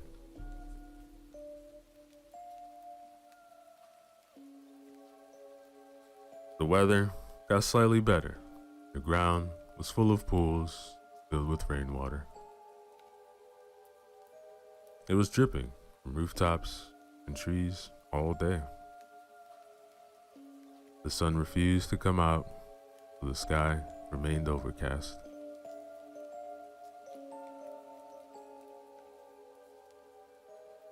I feared the coming of the night.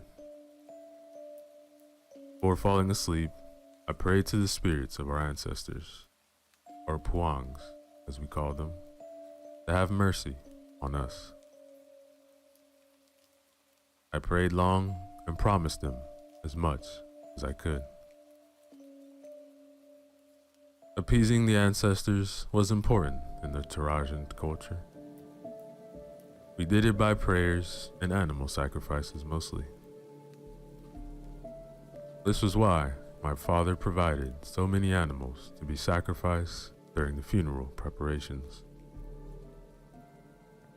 He knew my mother had committed a terrible deed, but he tried his best to make it right.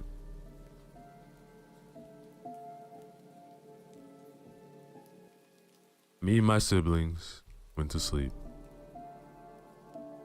Quite some time had passed before I finally began drifting into the land of dreams. Instead of a dream, I had a nightmare.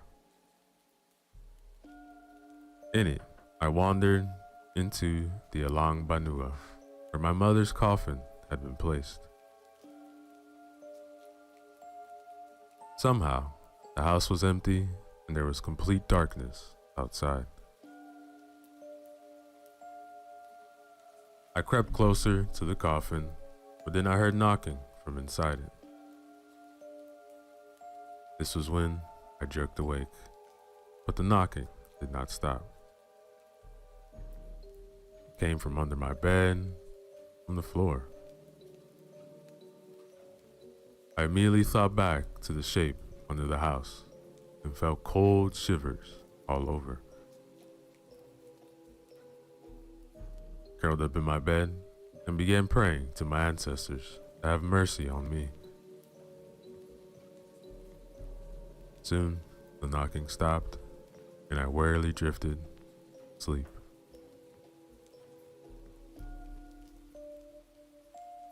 The next morning, lots of people gathered outside our house. It was the day of the funeral. The whole village was there, and they brought the bamboo scaffolding, which was used to transport the coffin to its final resting place. Clouds began gathering overhead, and I smelled rain in the air. I looked at Slamet, and his face was pale and haggard. People were chanting and singing, but he was silent. I went closer to him, and then I saw something glittering under his colorful clothing. It took me a few seconds to realize it was a large knife, which was usually used to cut shrubbery. It resembled a machete. I was wondering why did Slamet bring the knife with him? Then I foolishly thought it was part of the ritual somehow. Anyhow, the pallbearers brought the coffin out of the house amidst the chants, which were interrupted by sounds of thunder and lightning flashes. Honestly, everything about that day seemed wrong. But what came after was the most horrible event I have ever witnessed. When the pallbearers were carrying the coffin up the bamboo ladder to reach the top of the scaffolding, rain began falling in small drops. They almost brought the coffin up, and one of the pallbearers screamed in horror, "Let it go." The heavy wooden box fell on a bystander, crushing him beneath.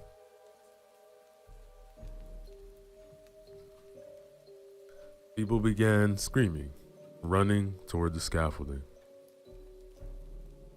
Some of the coffin's planks broke, and I saw my mother and bald hand stick out when it fell to the ground. Then the hand moved.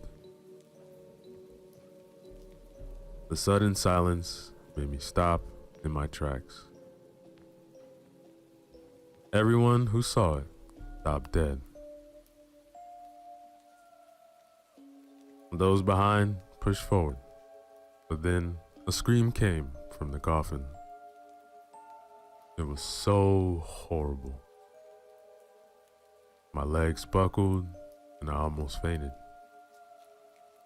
Then I saw the planks move, and my mother, who had been dead for several days, scrambled out of the rubble. Her endless screams made most people bolt for their lives. Some fainted, others just stood and watched, transfixed by the horror.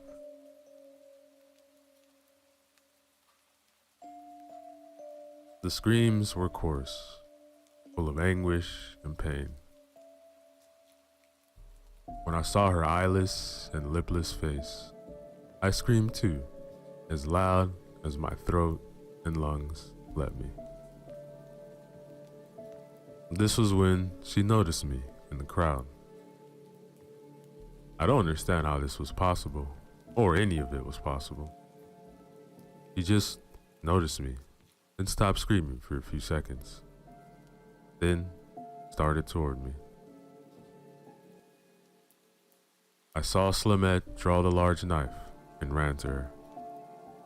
This was when I understood the role of the knife. Slamet knew what was going to happen, and he armed himself. Since my mother had tried to summon a dead person who had already passed into the afterlife, he was being punished by the ancestors. She was denied entry into Puya and was sent back to her decaying body to suffer. Clement raised a knife to strike, but she jumped on him mid-swing and bit mercilessly to his throat.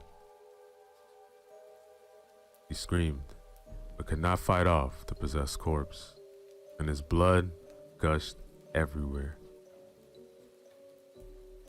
3 of the older members of our tribe died of a heart attack when they witnessed this. Many more fainted. I just screamed. My poor father was the only one who gathered his courage and ran to Samlet's aid, even though there was not much hope. He grabbed the knife, which was laying in the dust, and began hacking.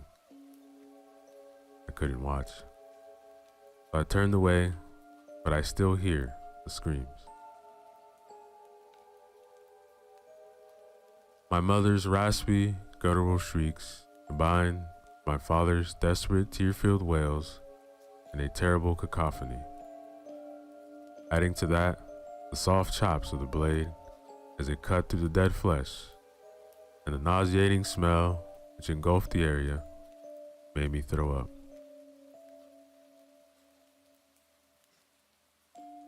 The screams faded, then there was silence. My father fell on his back. By that time, rain was pouring profusely, but he didn't care. Nobody cared. It was washed blood and decay away. Nobody from the crowd had ever seen such an event, except from Slamet. But he couldn't tell more tales. My life became hell after that event. The elders decided to burn my brother's body was against everything the Tarajan people believed in. They couldn't think of anything else, and also didn't want to risk it happening again. My mother's ashes were cast into Lake Poso, but that did not put an end to the strange events. I still saw a dark shape under the house, or heard knocking or scratching from various places. After coming to Australia, I thought these events would stop. I was dead wrong. To this day, I see the dark shape appear in shadowy corners. Sometimes I hear shuffling from empty rooms. For a few weeks, the events are happening more frequently. Honestly, can't take it anymore. Maybe I have mental issues and my trauma is manifesting itself. I don't know. No shrink could make it stop. All I know is that I wish there was no afterlife at all. I just want to go in peace, feel nothing. One lifetime of suffering had been enough. I don't want to see my mother's spirit, or whatever that thing is, anymore. I don't want to meet my ancestors, who I sent her back to this world to suffer for eternity. I just want it to end. Oh no, the shape is there again. Near the window, behind the sofa. Why won't you leave me alone? Go away. I've had enough. It just stares at me, not moving. The temperature is dropping. This had never happened before. Whispers. I hear whispers. Oh no. Coming toward me. The following news article appeared in the Brisbane Times on the 4th of April, 2023. 77-year-old Jeremiah Duncan had been found dead a heart attack in her Bisbane apartment. Preliminary examination of the body indicated heart failure because of extreme fright as the cause of death. More information will be known after the autopsy. Interestingly enough, an intriguing recording had been found on her phone. At first, investigators thought it was a farewell recording, but it tells a gruesome tale, possibly caused by delirium or hallucinations for her death. No other family member had been inside the apartment at the time of her death, nor were there any signs of foul play. This was all we could have found out about the weird circumstances of her death, and that events baffled the investigators who were trying to piece together the puzzle. The investigation is still ongoing. They had left behind 3 children and 7 ground children. May she rest in peace. And that, ladies and gentlemen, is the end of our story. Yo, what is up, everybody? Your boy Ceresco, back again with another short horror story for you guys. We got another one written by Old School Horror. Remember to use the links, show love to them, like, comment, and subscribe. The first time I heard them was when I was about 12. I went to bed at 9 and soon fell asleep. After a long day at school and a lot of hide and seek with my friends, I was dead tired. Nights already becoming hot as June were creeping closer, but not even that could keep me from sleeping.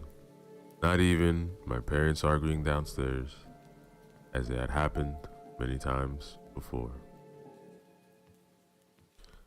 I woke up in the middle of the night, and at first, I heard nothing unusual. But then, the sound of faint breathing hit my ear. Right away, my heart began beating fast. My body froze. I held my breath and listened. Crickets chirped outside. The whippoorwills were especially noisy. Even so, I was hearing somebody breathing in the room. I was lying motionless under the thin cover. Sweat was drenching me from head to toe. I tried to figure out what was happening. I was sleeping on my left side, facing the bedroom door. The window was behind me. Despite the room being well lit by the moon, I saw nothing. I thought maybe whatever was breathing was behind me. Turning around was out of the question. I thought about screaming, but then I would have woke up my parents. My mother was not the problem, but my father could be really grumpy when he woke up. So I decided against risking a spanking or causing another fight between them. After a while, either the breathing stopped or I fell asleep somehow. When I opened my eyes in the morning, the night's experience came back to me. I froze again and listened. Nothing. I sighed and I slowly turned. The room was filled with bright sunlight. Then I realized it was Saturday, and I was already feeling restless. Couldn't wait to have a quick breakfast and head out to play with my friends. When I went downstairs, I saw my mother sitting alone at the table. She had that obvious 100-mile stare, and I knew why. My dad had already gone out with his friends, but not to play. He had a well-established routine, and we all knew it. He would come home after midnight, staggering, blubbering.